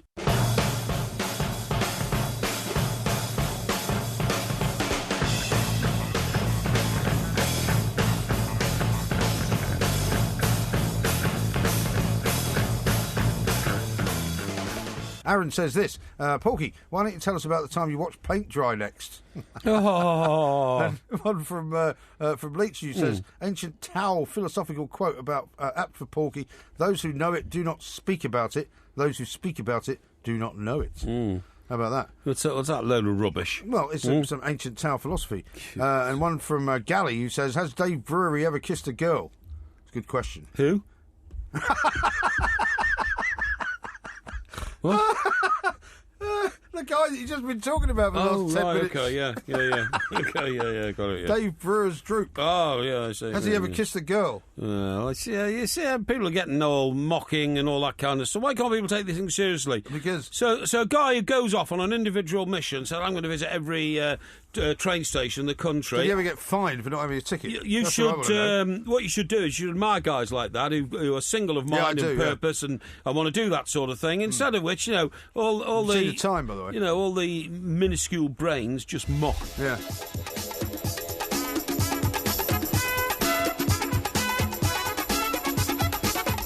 Nicholas says, I'm a cabbie in Liverpool, picked up a Freemason last week, and he told me that they are behind a lottery and they give the most charity to the UK. Is that right? Yeah. That's what he says. That's very interesting. Yeah. You know, they still have this black ball, white ball thing, don't you? What? They have a... well, when you actually get blackballed, yeah, as it were. That's right. That's where the black ball came from. They used to do that thing in golf clubs as well, didn't they? Because this is undercover. You know, you get like this... it's like a secret ballot. It's a secret ballot, but what happens is you sit around the table, it's got like the table's got a cloth on it, and the box is passed around under the cloth. And nobody knows whether you're putting in a white ball or a black ball. Yes. Now, if the vote has to be unanimous, so if there's 20 people around the table and there's only one black ball in the box, it means you've been blackballed. You're out. Yes. Do you realise that? I don't know if they do that anymore. Yeah, they do. I'm not sure. Oh, I'm sure they do. I'm not sure. Now, how about this one from Liam, who says, maybe not all UK train stations, but I bet Porky's been to most of the ones that have Wetherspoons. Well, I didn't know that railway stations had Wetherspoons. I mean, they do sometimes. Well, they have quite a lot of Wetherspoons near railway stations. They do sometimes indeed, but whether or not, I'd have been frequenting one of them as a patron is up for question. Yeah, no, indeed. When was the last time you were in Wetherspoons, then? It was a couple of weeks ago. Really? Definitely a couple of weeks ago. That's quite a long time for you. Yeah. It's mostly when I'm down on the coast, you see, rather than when I'm in Stockbroker Belt, because there aren't a lot of them in Stockbroker Belt for obvious reasons. Why for obvious reasons? Well, because stockbrokers don't go to Wetherspoons. Why not? Well, because they prefer places that are, rather more expensive, mildly, so to speak. Yeah, okay. You know what I mean? I'll take your word for it. Yeah. Now, are you fully prepared for your Porky Vision a little bit later on in this hour? Oh, I think so. I think so. You know, there's a number of issues which I want to address and get to. Okay. Unlocking the cage. I don't know if I've told you about that, have I? No. That was the one about freeing the all the monkeys in the world and all that kind of stuff, but I think I've done that already, so I think we'll move on to something else, you know what I mean? Yeah. Now, did you see the announcement from PSG today? No, what was that? They've got a new manager. PSG, have they? PSG, Paris Saint-Germain. Yeah, does anybody care? Well, yeah, of course they do. Why? Because Paris Saint-Germain have been, like Manchester City, over the course of the last few years, with their new owners from the Middle East, from Qatar specifically, trying to kind of emerge as a new sort of European power. I see. Manchester City did much better than they'd done before, did they not, in the Champions League? Yes. Got themselves all the way into, the semi-final, was it? Yeah, PSG was only going to be exciting if Jose Mourinho went there as manager, I would would beg to differ, because the guy that they've hired to replace Laurent Blanc, who, by the way, is also being mentioned in passing as a possible future England coach, right? Oh, really? Laurent Blanc. Well, even though he was sacked by PSG? Yes. Well, that makes sense, doesn't it? Now, we're going to have this guy called Unai Emery. Oh, yes. Remember him? No. You don't remember Unai Emery? Unai Emery. I thought you would, because we used to work with a guy called Emery. Oh, David Emery. Yeah, Dave's still going, by the way. And I was still producing his own newspapers. The Football League thing. The Football League and the non-league paper down in Wimbledon. Okay. So Unai Emery is the guy who was the manager of Sevilla. Oh, yes. Who won, of course, the third Europa League in a row. Yeah. Who's thought to be very much a coming power. So I think you should watch this space. I think you should watch PSG this year. Yeah, well, I think that'll be very good. Maybe I will. I want to talk to you about a tragic story involving a dog, because, of course, you've got a dog. I have indeed. And dog forms a big part of your family life. That's correct. Now, the problem is, this dog, right, is at a Dogs Trust place. Are you saying he's like a rescue dog or something? Well, now, it's, believe it or not... He's at a dog's home, right? Yeah, he's at a dog's home, and I became aware of it because the dog's home borders Harefield Hospital, where I'm still an outpatient, OK? Right. So are you due to go back there anytime soon? Oh, yes, I keep in constant touch, don't worry about that. Well, yeah, but I mean, you go every year or something, right? Well, I don't like to talk about my medical condition, you know what I mean? But I've got the letter from Dr. Banner. Yes, you have, yes, so don't worry about that. Right, now then, so the dog's name is Storm, OK? Storm. Yeah. Right, sounds like Gladiator. No, it's a Staffordshire Bull Terrier. Okay. But it's not a staffy aggressive, it's a very friendly dog. Well, people who own staffies always say, it's really wrong for people to kind of label them as dangerous dogs because they're only dangerous dogs if they're owned by irresponsible people, which I'm sure is true. Yeah. But unfortunately, a lot of irresponsible people tend to own them. It's absolutely true. But anyway, look, Storm is in this dog's home. Yeah. And it says it's a very friendly little dog, and it wants to be placed with a family with children over 11. And the big problem is that, unfortunately, Storm got an infection in his eardrum. Did he? And the eardrum had to be removed. His eardrum? Yes. How do you remove an eardrum? Well, I don't know, but they did. They took it out. Yeah. Now, that meant... So he's deaf in one ear? he's deaf in one ear, and because he's deaf in one ear, dogs can hear themselves bark. You know that, don't you? Well, they can hear everything. Well, that's right, yeah, but they can also hear themselves bark. Yes, they can hear themselves bark. It's a bit like you saying, my hearing is so good I can hear myself talk. Well, it's the same sort of thing. Yeah. But the problem is, because Storm has only got one eardrum, he barks twice as loud as any normal dog. Does he not only just hear it in mono? Well, I assume so. He's only got one ear. Yes, the difference between mono and stereo. Yeah. But he barks twice as loud. Why? Why? Because he's only got one ear. That doesn't make any sense. It does. No. It does. He barks twice as loud because he can't gauge the sound of his bark. You can't hear twice as well or twice as loudly. Yes, you can. Just because you've got two ears. Yes, you can. If you've got one ear, you hear just as well. The dogs trust staff. Because I've researched this after I was told about it by somebody at Harefield. Oh yeah. Say that it's going to be difficult to rehome Storm. Yeah. Because the eardrum was removed following infection. Yeah. Now, what's happened is they say, and it's a she dog. Right. She is by far the loudest barking dog in our kennels by a mile. Right. It's going to make it a challenge to rehome her, which is a shame. She's a fantastic dog who would make a super pet. Right. I always say to people who come along and are looking to... Who's I? Sorry, this is Richard Moore, who's the centre manager, who I got a message from. A message, yeah. Okay. He says, when people come along and look at Storm and say they want to adopt her, I also always say jokingly to them, do you own a pair of earmuffs? And they look quite mystified, you know. But, I mean, the point is, because Storm is partially deaf... Right. Why don't they give it to a deaf person? Well, I think a deaf person might have a deaf dog if he's not a deaf dog, a dog. Like a dog for the blind. There's dogs for the deaf, aren't there? Are there? Yeah, there are. What do they do?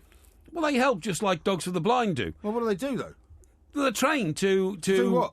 Well, to warn them of things that are happening that they can't hear about. So if you're out walking and you hear some nut on a if you're out walking and some guy, how's he going to warn them? Well, he jumps up at them. If you were walking the street and you're deaf, right, and some guy had mounted the pavement on a motorbike and was hurt enough behind you, 40 miles an hour. Yeah, that's right. You're pretty much gone then, aren't you? No, you wouldn't be able to hear it, but your dog would. And the dog's dead as well, probably. No, your dog would push you out of the way. Well, that's what they're there for. I don't know why you find all this funny, you know. It's not funny to be deaf, you know. No, it's not. I'm not suggesting that. And have to rely on a dog. Well, usually a lot of shouting. Have you got one ear, the drum that's not working very well? No. The thing with Storm is she woofs twice as loud. One ear from O'Hara. No. What? Porky's barking mad.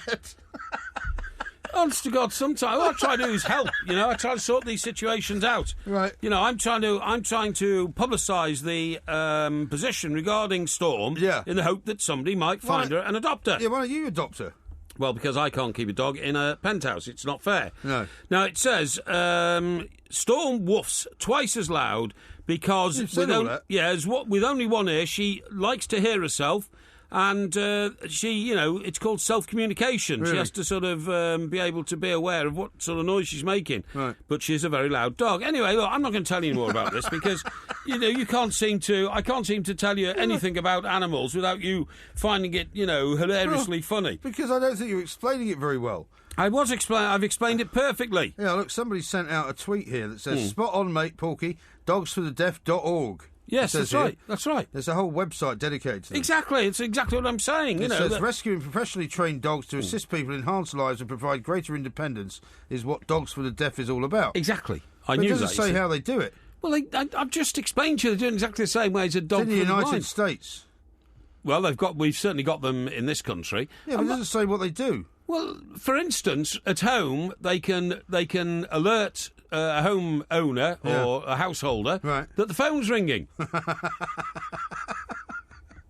What's your problem? I mean, isn't that perfectly normal? Don't you remember the Not the 9 O'Clock News sketch where the guy invented the phone for the deaf? No. And it had this great big red light on it. Right. And Rowan Atkinson was the guy who was deaf. I see. And the big red light started flashing. Yes. And he went over to the phone and picked it up and went, hello? But, of course, he couldn't hear who was on the other end. No, well, that's a problem, isn't it? Yeah. Yeah, but you see, I'm sorry, you don't seem to have much sympathy for people who are less advantaged than you. You know? It's true. Now, do you know that somebody, because you have whipped people up into a sort of gerrymandering style frenzy, right? Somebody actually posted on Facebook a message to you, saying, "Dear Porky, please," and it was in the guise of an Ask Porky, which it's not really. Right. Please ensure that old MG does not gerrymander the quiz to such an extent that it's about Iceland, the shop. That's right. Rather than Iceland, the country. That's right, because that's a sort of vicious, nasty thing you do. It's all the kind of thing. And as you know, I have nothing to do with the questions anyway. But I just wanted to put on record the quiz is about Iceland, the country. Yes. There will be no questions about Iceland, the shop. OK, thank you. So just so you're clear. Yeah, are there any other Icelands knocking about? I can't speak for the independent Oh, quiz you masters, can't, right, OK. But I'm just making that point to you. Now, listen, I think you should share with us a rather warm tale about your dog. Yes, the dog got into a bit of trouble today, right? I have to say, because he's been quite well behaved lately. Yes. But with the weather being the way it is, he's become quite sort of, shall we say, he likes to get out into the mud and roll around in it and stuff and he's like a that. mischievous little dog. He gets very excited. Well, he's a huge dog now. That's the problem. Mischievous and dog. he was taken up for his one of his constitutionals this afternoon, right? Which coincided with the kids being picked up from school, because they both go to school about a quarter of a mile away from each other, and then in between the two things is this sort of recreation ground. I see. Which has a building in it, which has got a gym, but it's also got a tennis club as well. Right. And it's quite a posh tennis club, funny enough. Anyway, apparently, and I haven't heard all the details exactly, to the final, paragraph, but basically, he somehow managed to get away from his lead. He may have been off the lead briefly or something like that, but he somehow managed to invade the tennis club. Yes. And basically ran around inside the tennis club, outside the tennis club, into the tennis courts. Yeah. Started taking tennis balls, running out with them. This is excellent. And then get back into the tennis club, get another tennis ball, run back out with it. And where did he drop it? At the feet of your boys? Yeah, apparently play had to be suspended. Right. In some tournament that was going on in the tennis club. And this is brilliant because, of course, if a dog sees a ball bouncing around, he thinks you've thrown it for him to recover and to fetch. He just wants to play. Yeah. And he's a very playful dog. But unfortunately, the mother of my children, who was in charge of him at the time, is now completely mortified and swearing that she'll never go anywhere near this tennis club again. Well, she's so embarrassed. How did the tennis club officials and players react? Well, I mean, I hope with warmth and generosity. Think so. No, I think they had to abandon. They had to postpone play or interrupt play. While they had to retrieve all their balls. Oh, well, it's great to have a little doggy running around. Now, if you damage any of the balls... Well, he's not a little dog, that's the point. Well, he's a big dog, all right, if he ran into fine. you, he'd knock you over. Yeah, well, OK, well, that's all right. But it's great. I would love to have been in that tennis club and seen the dog running around. I'd have played chase the ball with him. Yeah. Because what I was going to say to you was, funny enough, in one of my journals, which deal with pet behaviour, right... it's a very, very good thing to let a dog off a lead. Yes. And owners who keep a dog on the lead too long, it's like putting your dog in prison. Yes. Dogs have to have the freedom to run around and feel the air in their face. Do you remember that scene from Planet of the Apes where... no. This is the new version, right? Oh, yeah.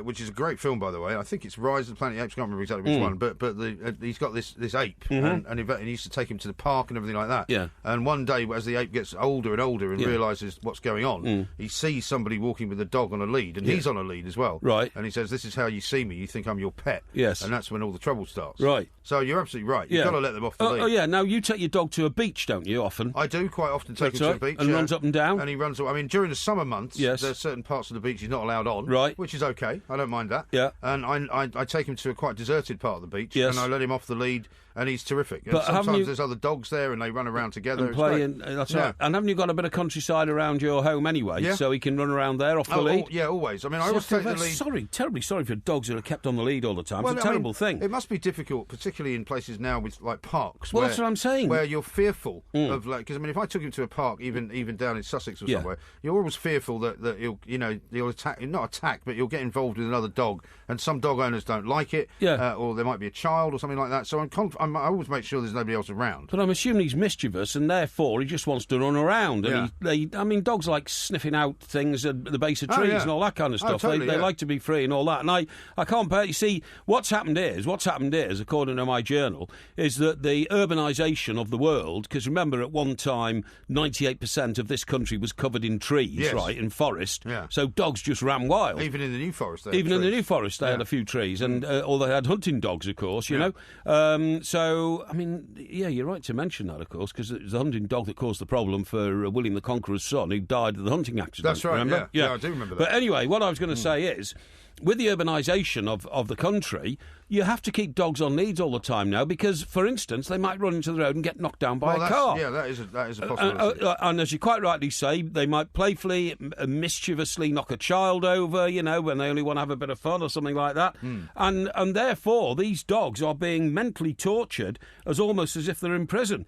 And I don't think people who live in, for instance, if I see somebody who lives in an apartment, lives in a flat, for want of a better word. Well, remember in New York, you used to see those dog walkers that would be walking sort of 15 dogs at once. Yeah, but they're always on the lead. You can't let a dog loose anywhere in New York. Are dogs allowed to run around Central Park? No, I don't think they are. I don't think they are. I think because of the way that life is, and I'm not saying that it's wrong, the local authorities and governments tend to make laws about keeping dogs on leads because some dogs are dangerous and some dogs cannot be controlled and it can be frightening. But those dogs are... It's the equivalent to keeping them in a zoo because if they can't exercise, they also get fat and sloppy and they get mentally frustrated and all that kind of stuff. It's very, very bad for a dog to be kept in an urban domestic situation and to keep a dog in any sort of apartment off the ground is wicked and should be banned. Across the UK, online and on DAB.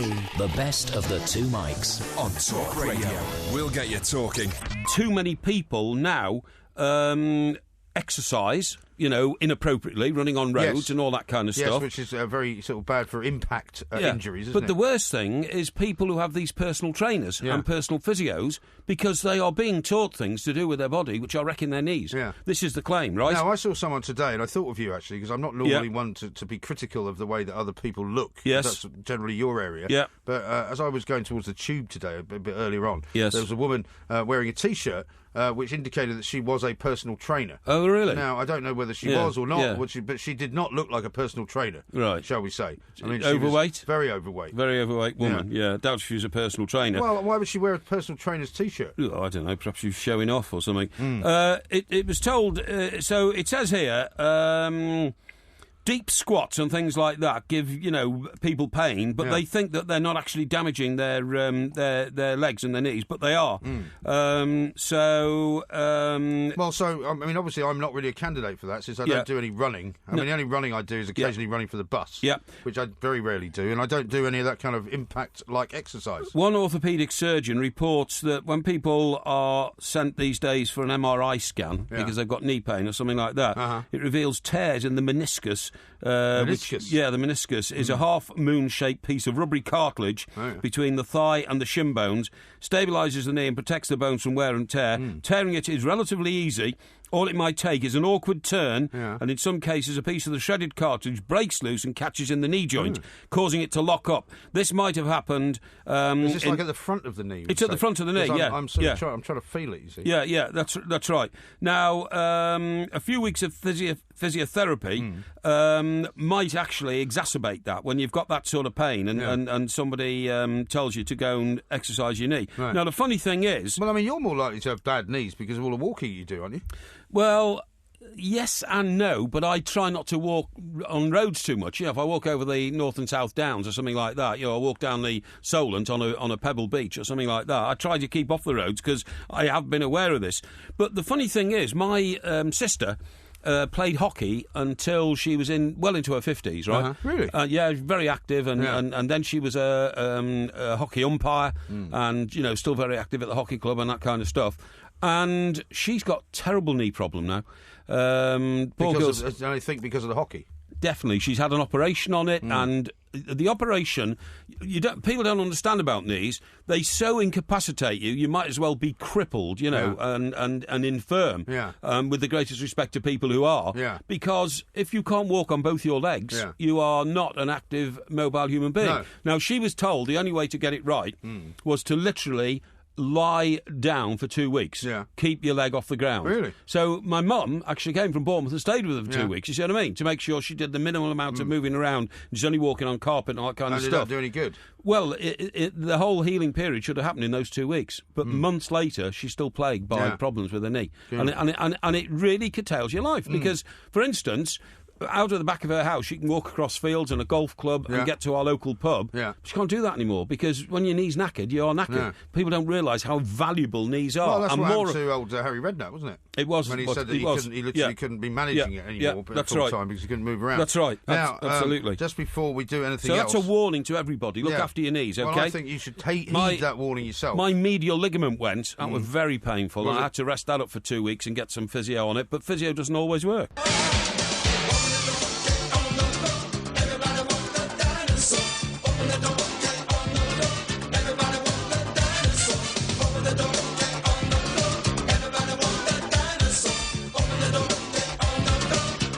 We are the two Mikes. Don't forget Porky Vision coming up a little bit later on, which is one of the best TV reviews. Not just one of the best, probably the best TV review you will ever hear this side of, as we said earlier, Jurassic Park. Indeed. We're going to talk very shortly about dinosaurs. We've been talking about parrots and their ability to perhaps remember events, be able to be witnesses in murder trials and all of that. Denver Fowler's going to be here in a moment, Mr. Parry. He's a paleontologist from North Dakota. Let me just read you a couple of tweets. Paul says, Porky's impression of a parrot has got me crying with laughter. Woodenhead says, perhaps the parrot wanted to be with the man's ex-wife, so he forged the will and then killed him and then framed the wife. Jacob says, it's the parrot that killed him and now it's trying to frame the wife. You see, people are not taking this story seriously. No, they're not. And Michael says, does the parrot want the England job? No, absolutely not. But no, that's because you just mocked the story until I got to the crucial bit of evidence. The parrot apparently heard the victim, the husband, say, "Don't effing shoot!" Right. And they're trying to capture that now on video or audio or something to present it in court. Right, exactly. Well, how about this from Tony? He says the usual suspects: Bruce Springstead, Duran, Christine Keeler, or the wood pigeon. Well, I tell you, it's all amazing stuff, isn't it? The names. Yeah. Well, let's talk about dinosaurs because it's a fascinating subject for me, and I'm sure for you as well. Yes. Mr. Denver Fowler, very good morning to you. Welcome. Good morning. Thank you, Denver, for joining us. Thank you. I don't know if you know about this story about the parrot and the murder trial, but it sort of segues nicely into what we want to talk to you about, which is, of course, that... basically, discoveries have been made about bone, tissue and feathers, almost 100 million years old, which are part of dinosaurs' sort of makeup, but are remarkably similar, more similar than we've ever known, to modern birds. Yeah, so this is some really incredible fossils that have just been collected from Burma, or Myanmar, as it's also known, down Southeast Asia. So about 100 million years old, and some paleontology discoveries, it's like a new hypothesis or a new theory. This is just two really beautiful, exceptional fossils that are showing us in incredible detail the feathers that these animals had. And, I mean, up until now, and we've always been told, I suppose, that, when the dinosaurs did die out, there were certain species that sort of carried on, and the birds being one of them, really. I mean, what's your theory, or your not necessarily theory, but your belief about what happened when the dinosaurs were killed off? Did they sort of still exist in certain species, or was there a jump over time, and what actually happened? One of the interesting things about these new specimens is they belong to a group of birds that actually did go extinct at the KT boundary the same time as the dinosaurs. Right. So it's not that all birds sailed through fine. Actually, many birds did go extinct. And so these belong to a group called the Enantiornithines. And they were a quite primitive or basal bird, if you like. Most of them still had teeth. They still had quite large claws on their wings. But they went extinct at the KT. So it's a very good question as to why did many of these primitive birds go extinct along with the dinosaurs, and yet the more derived, the more advanced group of birds seem to have got through? And, Denver, do we think this will actually move things on? Because in the business you're in, we tend to move on by minute degrees, don't we? During the whole of your lifetime, you aren't be able to update the evolutionary process between birds and dinosaurs by more than, I don't know, a few years in a few million years. How significant is it? In terms of the finding, I think what there'll be more work that's done on these specimens, and it really invites us to look for more material. Like, so the specimens were found two perfectly preserved little wings in amber, and we usually we associate amber with insects in amber, just like in the Jurassic Park films. These incredibly preserved insects, all little hairs on their legs and that sort of thing. And these are from 100 million years ago, which is an unfathomable time away. You've seen Jurassic Park, right? No. You haven't seen it? No, I haven't seen it. How can you have not seen it? I don't know. Sorry, Denver. He hasn't seen Jurassic Park, but, almost everyone listening has. Yes.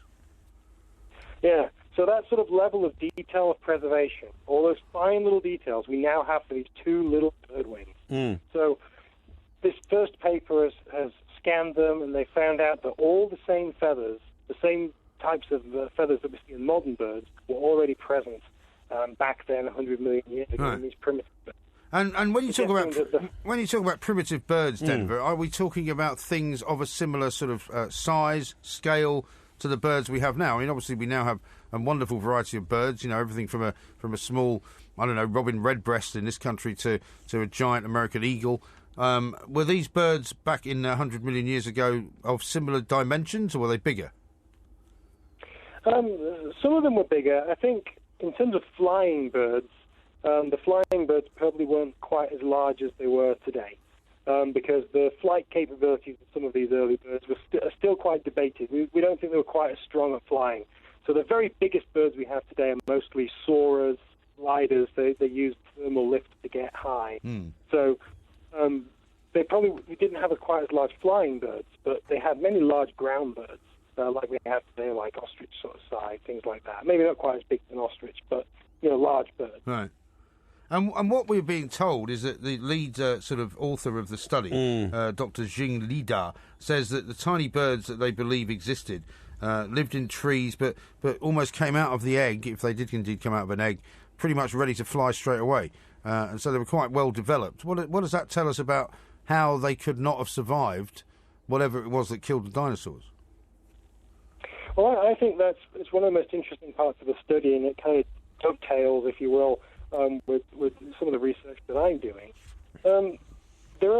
We call that super precocial young, that basically they're ready to go straight from the egg. Yeah. There are some birds in Australia that are like that. They're little I don't know what it's called now. Called something turkeys, but they're not related to turkeys. So they can fly basically straight out of the egg almost. Right.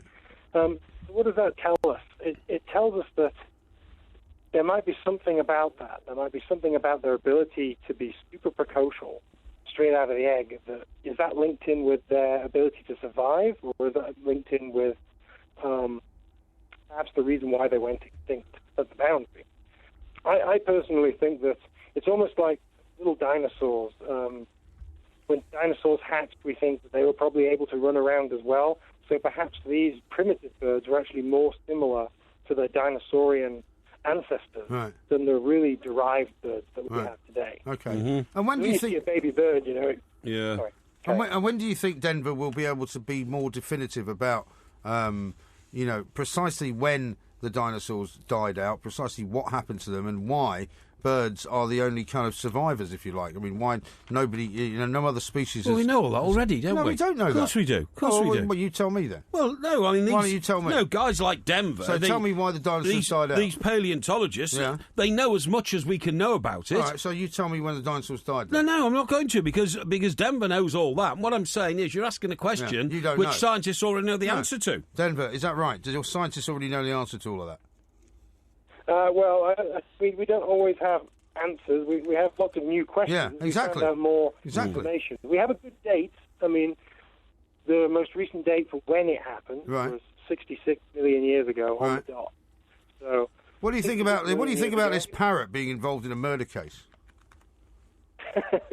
I saw the headline. I haven't got around to reading the story yet.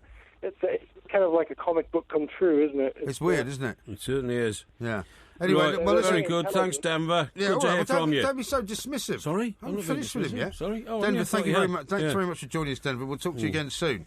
And keep looking for that amber, is what I would say. Yeah. Denver Fowler there, dinosaur paleontologist, or just basic paleontologist, really. Yeah. Who pays these guys? What? Who pays them? Well, he works for the Dinosaur Museum in North Dakota. And who funds that? Well, it could be funded by any number of people. Well, what a waste of time. Why is it a waste of time? Because we know all of No, you see, the trouble with you is that you don't recognise or appreciate knowledge. No, I do. You think. I do, but this is useless knowledge. You think that you've learned everything you want to learn. Well, nobody you know, my needs father to used know. to say. What? You know, what my father used to say. What did his father Anyone say? Who involves themselves. Crazy old father, yeah. You say that. Yeah, He yeah. did suffer from dementia. Yeah. Thank you very much for Well, reminding that was at people. the end of his life. He was He crazy. was not crazy before that. In the middle years of his life when I knew He him. suffered from dementia. Yeah, well, right? I'm very sorry about and that. Alzheimer's disease. You're not sorry at all. Of course I am. You make fun of him at every possible opportunity. No, The point is, right, that he said if you become a teacher, yes. you're basically giving up learning.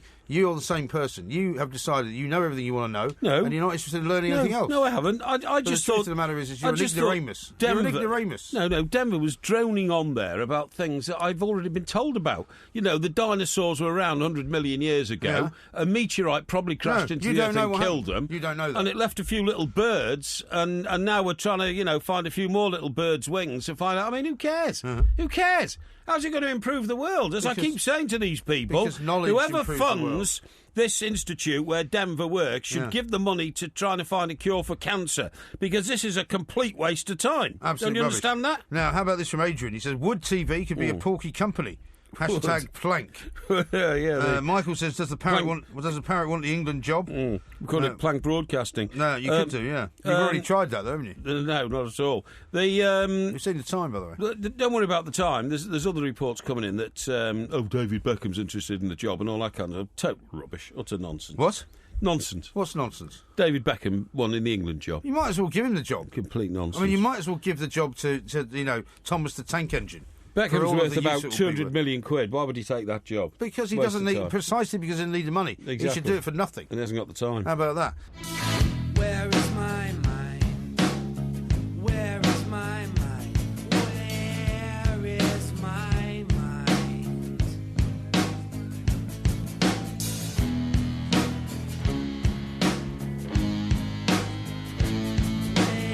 Way out in the waters. Talk Crick says this. Ask the dinosaur expert why human footprints have been found next to fossilised dinosaur tracks. Well, that's one of those sort of conspiracy theories, isn't it, on the old internet? Is it? As to why Time that could travel? possibly have been the case. Yeah, either time travel or whether dinosaurs actually around a lot more modern times than we thought, or indeed where humans were around before we actually think they were. Yeah. Adrian says this. Has the plank got shares in Wood TV? Sounds like one of his enterprises. Yeah, well...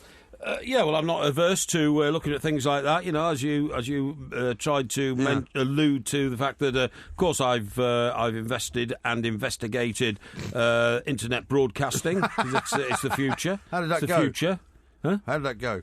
Well, you know... They went bankrupt, didn't they? No. You have to understand that, you know, unless there's pioneers like me... Yeah, difficult business circumstances. Unless there's pioneers like me, you don't get anywhere. Now, listen, I want to talk to you about a bloke called, right? Yeah, go on. A chap called Dave Brewer. Dave Brewer. I know. Does he make beer? Another weird name. No. Guess what? Why is Dave Brewer not a weird name? It's a perfectly normal name. B-R-E-W-E-R. That's a perfectly normal name. Brewer. Hey, by the way, funny you should say... Whoever gets Brewer's droop. That's rather rude thing to say, isn't it?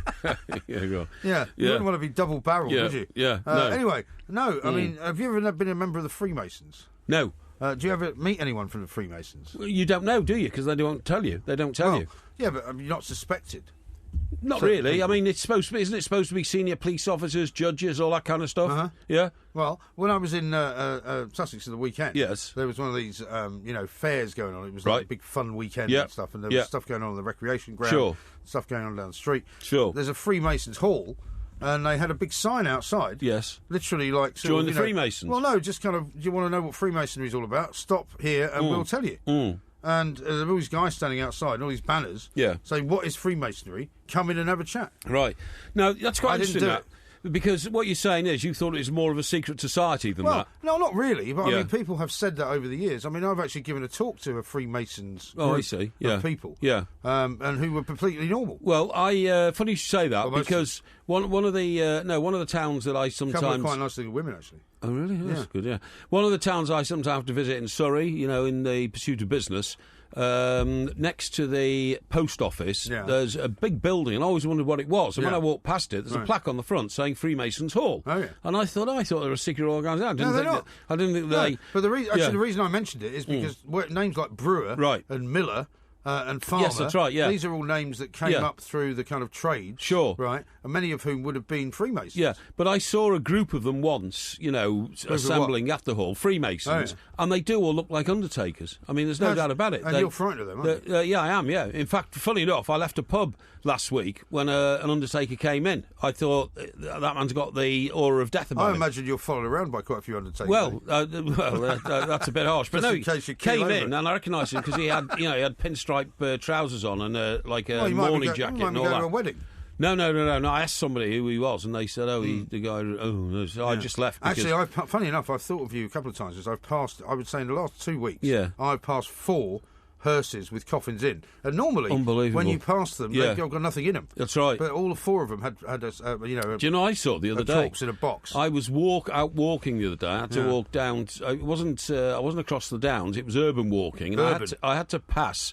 I had to go to B&Q to get a new screw for my stand-up lamp because it fell over. I thought you went to B&Q the other day. I did. To get some new screws for something, didn't you? Did you get the wrong screws? I did. Got the wrong screws. Didn't fit. I went back to change them.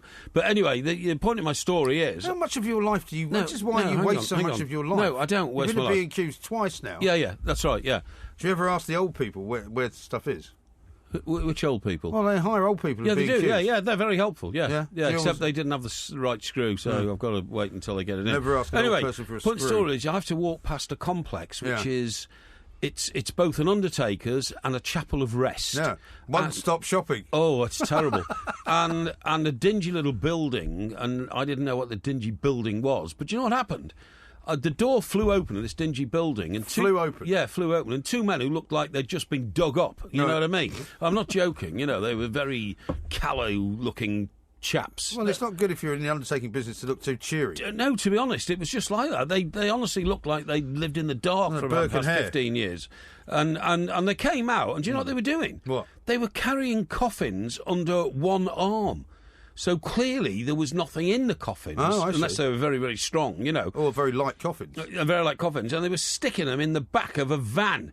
Now, I just mean a van. I don't mean like a black private ambulance hearse. And, they have the private ambulances and all that kind of stuff. And were they different hues, these coffins? Because some of them are oak, some of them are mahogany. No, do you know what they are? The basic boxes? No, I found out later they're the sort of coffins which you can order the very cheapest for cremations because they're going to get burnt anyway, so you don't spend any money on them. You know what I mean? Although I've said this to you before, I've been told that sometimes when the cremation process goes on, they actually empty the box and resell it. Well, I don't know how they do that because every cremation I've been to, literally the music starts, that terrible music, and then terrible music? You know that. What are you laughing at? That's what it sounds like. It's not Dr. Five sitting there on the old piano and the organ, is it? No, but it's... You can have any music. No, it's always horrible. The last one I went to, they were playing a Beatles song. Oh, no, as the old coffin went through the flames. No, it's funeral music.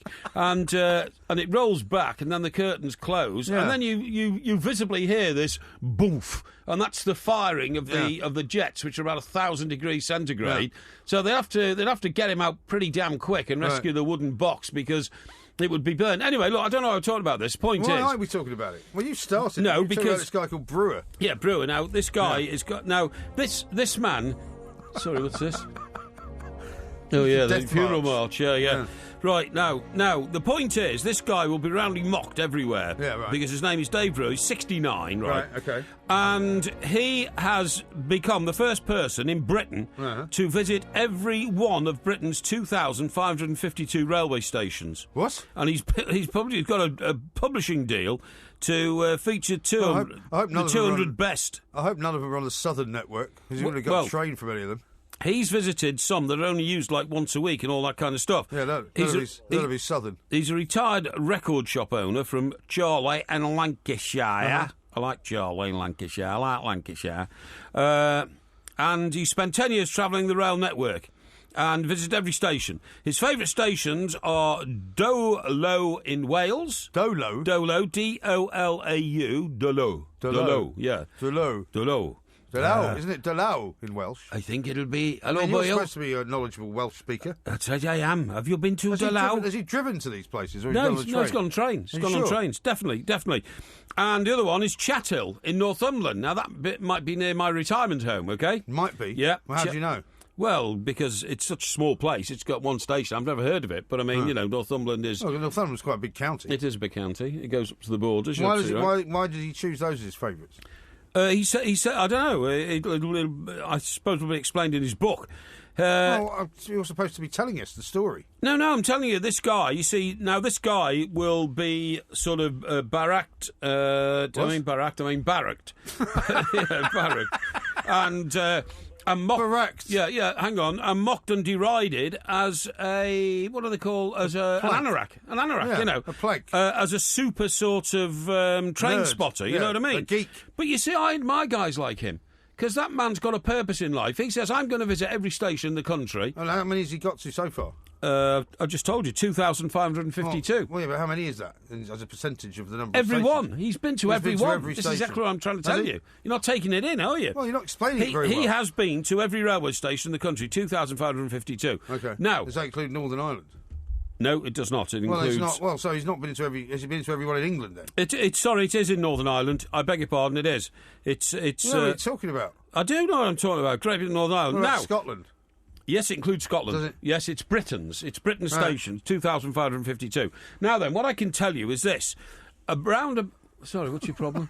What's your problem? Well, I've just got a couple of tweets here from people asking what the hell are you talking about? I'm talking about old Dave Brewer, 69, visited every one of the 2,550 railway stations in this country. And you think he's a great guy? Eh? You think he's a great guy? I do. I think he's a great guy because he had a mission in life and he just stuck with it and did it. So good for him. Now, So what's he going to do now? Eh? What's he going to do Well, now? I don't know. He's Go to every retired. bus stop in What the I was country. going to say to you is, Idiot. you can bet your life within a few weeks as the football season starts, we'll get a number of people who'll be contacting us. Please sponsor us. Please support us. Oh, what are you doing? Yeah. We're going to all 92 football club grounds in the country. Yeah. It happens every year. Right. Same bunch of bores go out and do it. Oh, so you don't approve of that? Well, I don't because Why do you call them bores? Well, because They're doing it for charity. we're rushing around here, we're driving all that. This guy had a mission in life on something completely different. He completed it. I'm one of his supporters. Really? And So he's delighted. And I think people like him should be applauded. Is he married? This guy? I have no idea. I bet he isn't. I have no idea. I bet he's not. They should be applauded for their individuality. That's what I'm saying. Really? Okay? What a complete and utter waste of time that was. No, that's very interesting. How about this from Scott? He says, MG, you're quite right. Knowledge is king. Porky's a man who has given up learning, can't even get Netflix working. Yeah, well, I will get Netflix working. Don't worry about Very that. much But doubt it. I just don't need to know about 100 million years ago. A little bird has been found as a fossil and gives us yet more non-information about the dinosaurs. How about just Kevin? tell us how the dinosaurs were wiped out, will you? Well, you said you knew that. And you said everybody knew it. Everybody does know. I asked him that question. He said, actually, we got more questions than answers. Meteor hit the Earth. What else could have happened? What did? What else could have happened? A meter. A meteor hit the Earth. A meter of what? Meteor, you Meter idiot. of fish. How about this from Kevin? Porky moaning on about Denver, droning on about things you already knew. Talk about pot, kettle and black. I don't know. Hey? And Richard says Porky has the brain of a stegosaurus. But he's not quite as attractive. Is that a compliment? Yes, it is in your case.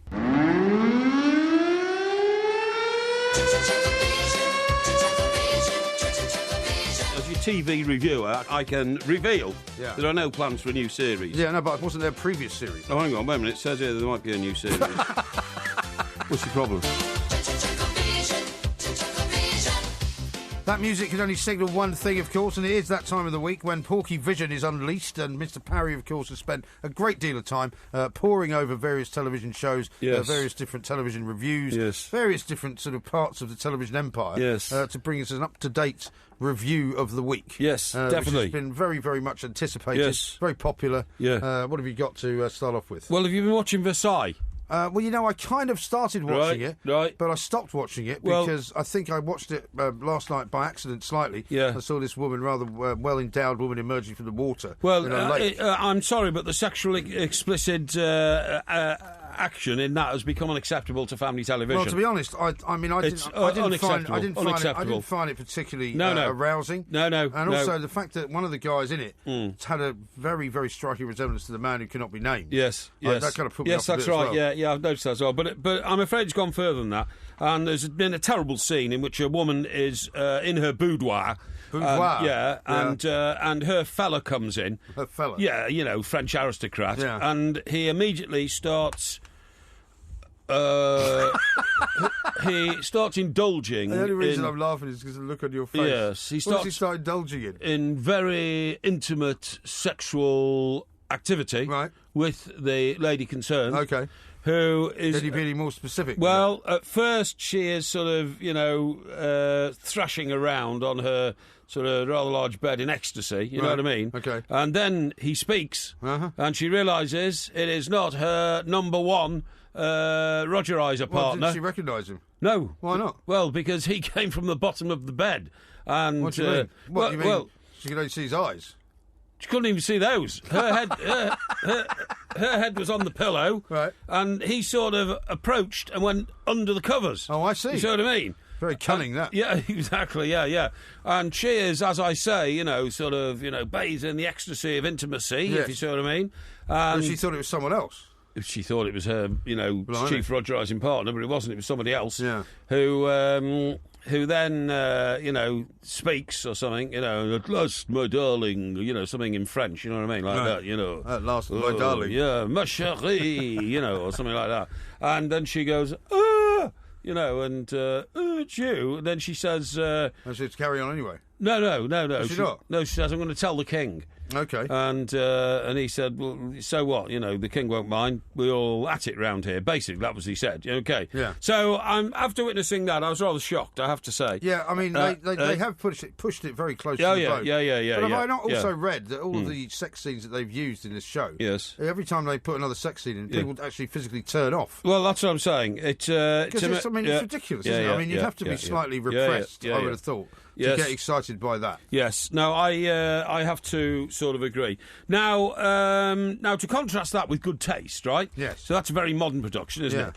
Let's go back to an era of television when it was all so innocent. Yes. And I'm talking about The Saint, okay? The Saint. Well, The Saint has just come back. Simon Templar. Simon Templar, The Saint's just come back. Are you talking about the Roger Moore one or the one that came after that? Roger Moore. What about the other guy? Well, that's quite interesting because his name was Angus Ogilvy, right? Yeah. And did you know that he was the son of the man who founded the advertising agency, Ogilvy and Mather? Ogilvy and Mather? Mather. Was that Angus Ogilvy or Ian Ogilvy? Hang on. Wait a minute. The actor concerned was Ian Ogilvy. Ian Ogilvy, right. Ian Ogilvy. So maybe his dad was Angus. Wait a minute, let me find out. Son of Francis Ogilvy. Francis Ogilvy. Okay. Who helped set up the ad agency. Who's Angus Ogilvy then? Isn't he an MP? No, there's was he an MP or something? Yeah, forget Angus Ogilvy. He doesn't exist. Not in this particular TV review, okay? So Ian Ogilvy was the son of Francis Ogilvy, who helped set up the ad agency Ogilvy and Mather, which, in fact, was the basis of the Don Draper-inspiring TV series Mad Men. Yes. Have you ever seen that? Hey? Have you seen that? Yeah, I've seen that. Have you? Yeah, I've seen that. Yeah, I like the lady with the well-endowed lady. I like the lady with the auburn hair. Yeah. And the bouncing bust. Yes. I have to say, you know, rather attractive. What's her name? Christine Hendricks. I don't know. Christina Hendricks. I've I'm never sure. actually watched the show. Yeah. Anyway, so. Angus Ogilvy was the husband of Princess Alexandra of Kent. Yes, that's right. Yeah, nothing to do with Ian Ogilvy. No. Who was the saint? But anyway, the first saint, Simon Templar. So. Now, you see, that's what I call tasteful TV, because Simon Templar is always rescuing a damsel in distress. Yes. I mean, literally always, you know. It's sometimes just a side issue, though, isn't it? It's usually, there's always a girl involved. But what is brilliant about Simon Templar is that in the series, he's so famous that he can do things like, you know, in Argentina, he's rescuing a bloke from a pair of kidnappers, and the chief of the local Buenos Aires police comes up. And this is always this. It's a fantastic start to the show. He always knows it, mate. Well, I was about to say, it comes up, and two of the chief of police's men are, you know, grappling with Simon Templar, who has been trying to help a kidnapped victim, but they don't understand. So they grabbed him, and all of a sudden the chief says to his two men, you know, "Oh, let him go. Right. After all, it is not every day that here in Buenos Aires we have the famous Simon Templar." and then this music comes on. Right. Da, da, da, da, da, Yeah, da. I remember Din, that. din, din, din, din, din, din. And then a halo appears. And also the Matchstick Man. Yeah, figure, that's doesn't right. it? Yeah, and a halo appears. I on used to Simon have said. a Volvo. Yeah, that's right. which You was told the me. Saint's Yeah. car, Yeah, absolutely. with Yeah. the Saint on the front, with the Matchstick Saint on the bonnet. Sure. Anyway, point of my story is that there's always a lady involved, right? And he always rescues her and all that kind of stuff. But there's never any smutty business in the Saints. Yeah. And that is why I'm comparing it,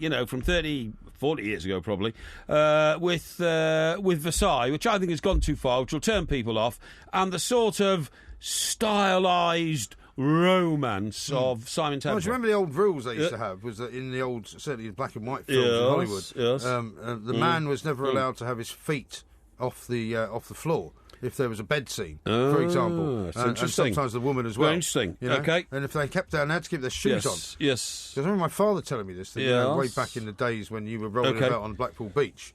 Oh, yes. It was quite... It was under refreshment, yeah. Women were quite sort of, shall we say, taken aback if they had their shoes taken off. I see, yeah.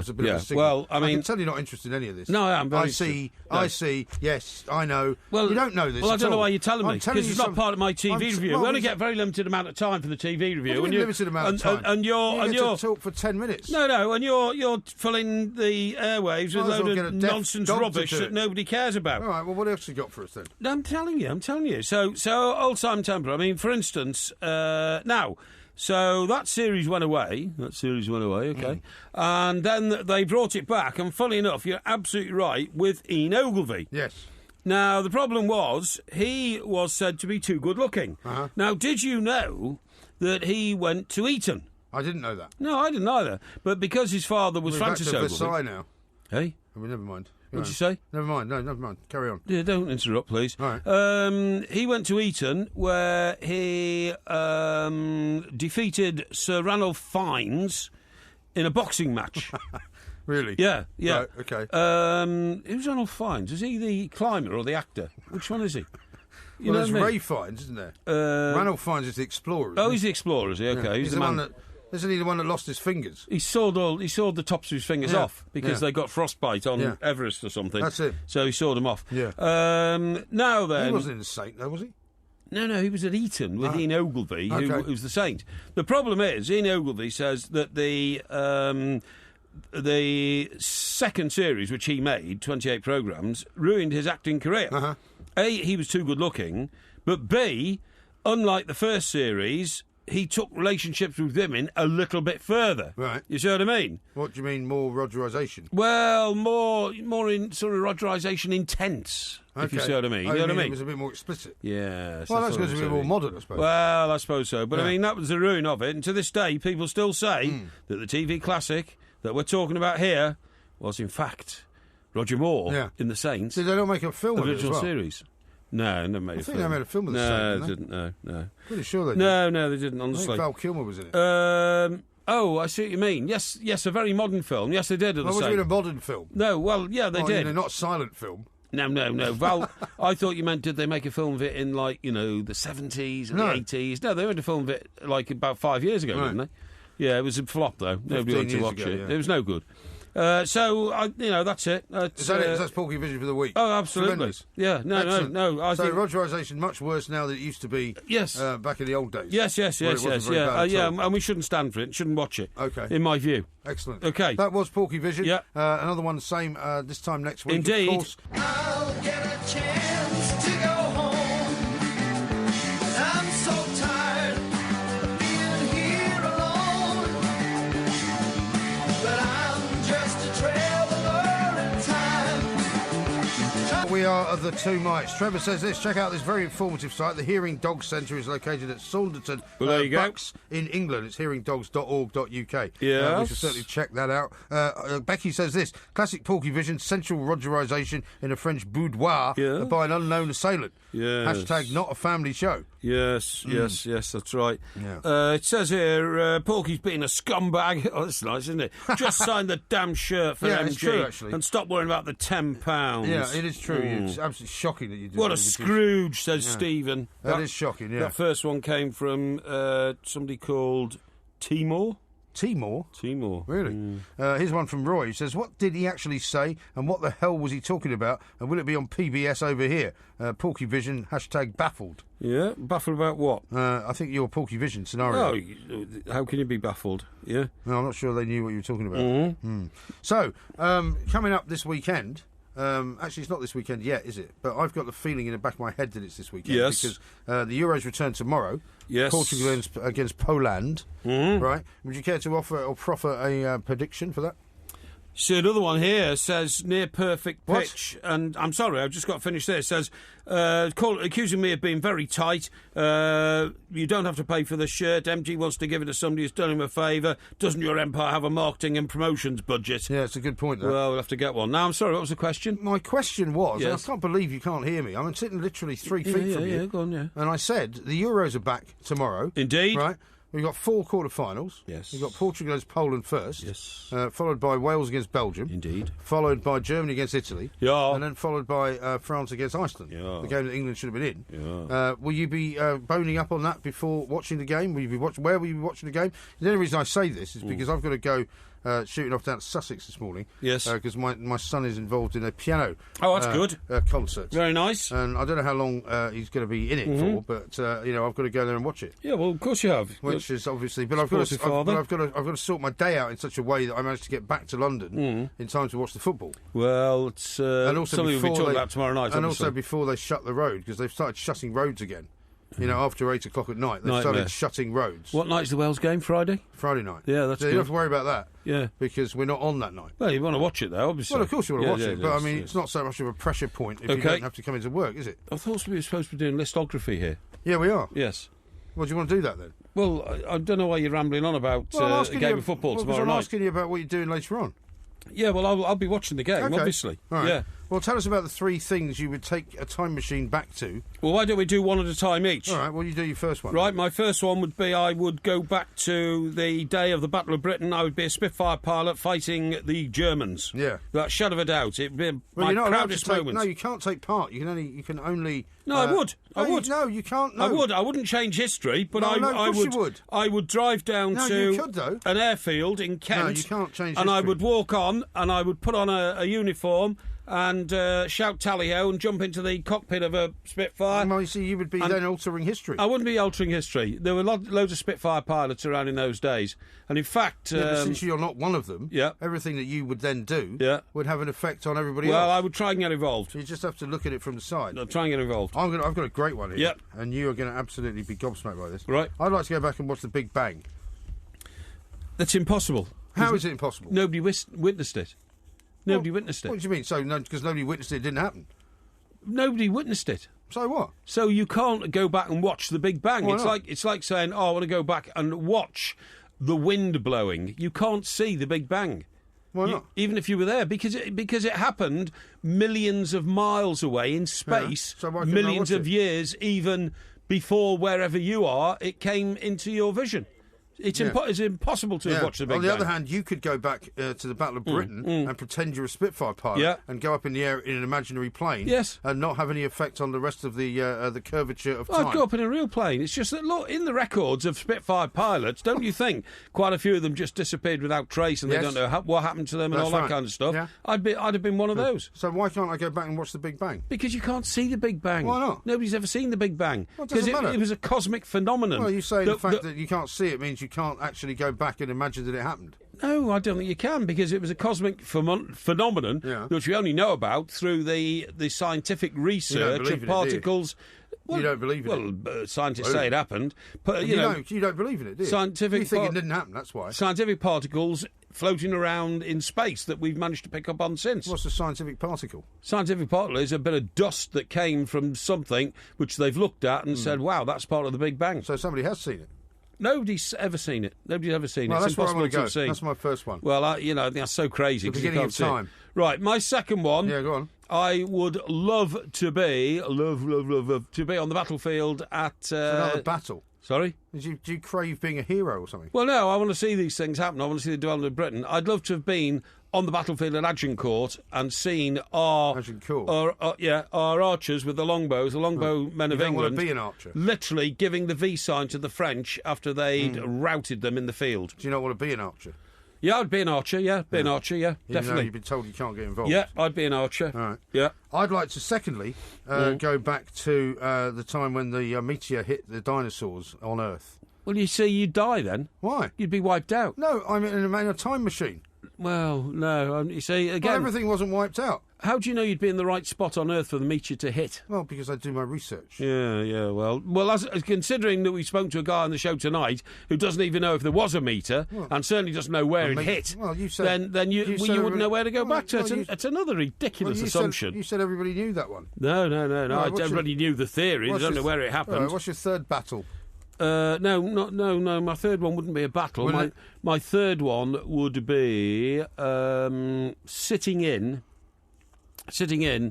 on the... You know, in Scotland, that's the same as eating in. You know, when they say you're taking it away, you're sitting in. That's the thing they say in Glasgow. Well, the thing I could never get used to in America was the carry-out. Because the carry-out in this country is that's what they say in food. Scotland. They say in Scotland. But in America, it's booze. The carry-out's the booze, isn't it? Yeah, of course it is. I've never heard that. You know, from the drugs, from the liquor store. I've never taken a carry-out. Got a carry-out from the liquor store. Yeah. No, my third one... It's all about drink with you, isn't it? Some of it is, yes, definitely. Third one would be... I would be on the deck of...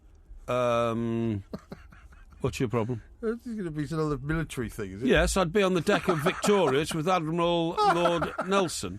Why have you got Horatio Admiral Lord Nelson. Why have you got such a kind of a constant need to be in the kind of military? Because you could never really be in it. No, I'd see the development of the British Empire, you know, and the shaping of a nation. I mean, can you think of anything more exciting than being on the deck of the Victory alongside Horatio Admiral Lord Nelson as his boat was engaging? I can think of a lot of things more exciting in the first battle with the French and Spanish warships. It'd be amazing. I can think of a lot of things more exciting than that. Yeah, well, I can't. Really? I can't, no. I can't think of anything more exciting. Tragic. Right, what would you want to be? I can't believe you didn't say you wanted to be inside of a Beatles recording studio or something like that. No. All you want to be is a sort of playtime soldier. No, not at all. My fourth one is I'd like to go back to whatever year it was. Is this third or fourth? This is my third. You said fourth. Did I? You just said my fourth one, yeah. But anyway, your third one. I don't think so. You did, yeah. Okay. Right. Well, I made a mistake. Yes, you I'm did happy make to a admit mistake, when I make a mistake, okay. unlike you. Okay. This is my third one, yes. For the avoidance of doubt. I'd like to go back to a time when you were a pupil at the King's School, Chester. Oh, yes. Because I'd like to keep an eye on what you actually did there to see whether anything you've ever said in the years since then has been anything other than a complete and utter falsehood. No. What I'd like to do is make sure that all of these stories you tell about being the great cricketer, the great tennis player, the great footballer, all of these things are actually true. Well, hang on. That's what I do. Thanks to a very dedicated listener to this show who supplied us with 2 King's School Chester yearbooks, you've actually seen the evidence of the fact that I was a star football player. You were certainly in the football team, and you got a mention, yes. Yes, and mention. But there was no mention of cricket. There was no mention of tennis. Well, there was no mention of rugby. Well, hang on. There was no mention of anything else. Hang on. In the term when you play football, you don't play cricket or tennis because that's summer term. Oh, okay. And this was a winter term, and therefore it would not have been included. Is that right? So I can tell you for sure, that the evidence you saw was very typical of my contribution to school life. Well, like I say, I'd like to see it for myself, and the only way to do that would be to take the time machine back and observe you with a very forensic eye. The reason I wouldn't like to have been in a Beatles recording studio, right, which is a good suggestion from you, considering that I do have a abiding interest in the Beatles, is because the frustration of not being able to join in because I have no musical talent would just be too much. It would just be too much. You should just observe it, though. No, I couldn't, because I'd think, God, what an opportunity I missed. Yeah, but what a brilliant thing to see. Not to be one of the great people, you know? No, but you're not one of the great people. You might as well accept it. Oh, that's what I mean. Just watch the other great people and enjoy it. Yeah. Well, I think it's a good. I think it's a good suggestion, actually. I think it is. I just think that I would have been so frustrated thinking, golly, that should have been me and it wasn't. You know what I mean? Yeah, but you see, that's the because you problem. go through your life regretting everything. No, I don't. Je ne regrette rien. Okay. Okay? Thank you. Yeah.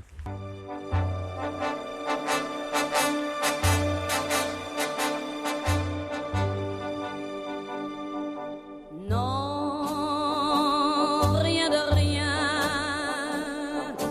Non, je ne regrette rien. Ni le bien. What a fantastic song to end the show on, eh? Who's that?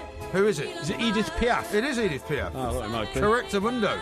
There you go. Now, here's this from William. He says, the impact crater which wiped out the dinosaurs was at the Yucatan Peninsula in Mexico. That's what is believed to be the case. Well, he obviously wouldn't want to be anywhere near that. Why isn't there any scientific evidence of... There's a massive crater. Yeah, and there should be loads of sort of, lunar dust lying around. Well, there was. I mean, that was why they all died out, because it was literally like a sort of nuclear winter. Yeah, I know, but what I'm saying is... Not everything died. What I'm saying is that the scientists now should be able to dig up the surrounding area and say, look, here it is. This all came from outer space, and they haven't. And they've never said that. They absolutely have. They haven't. Belfast Billy. Well, you should have asked the dinosaur man. Yeah, well, I did ask him, and I said, there's no real evidence. You said we know everything that we need to know, so there's no point in asking any more questions. Exactly. And you missed an opportunity. Belfast Billy says, Porky the Plank, what a waste of a time machine. What? Which is quite good. Why? Here's one from David, who says, sounds like you can watch the Big Bang on Versailles each night. Yeah. Very possibly. Yes, and Peter true. says, view the Big Bang, where would you sit?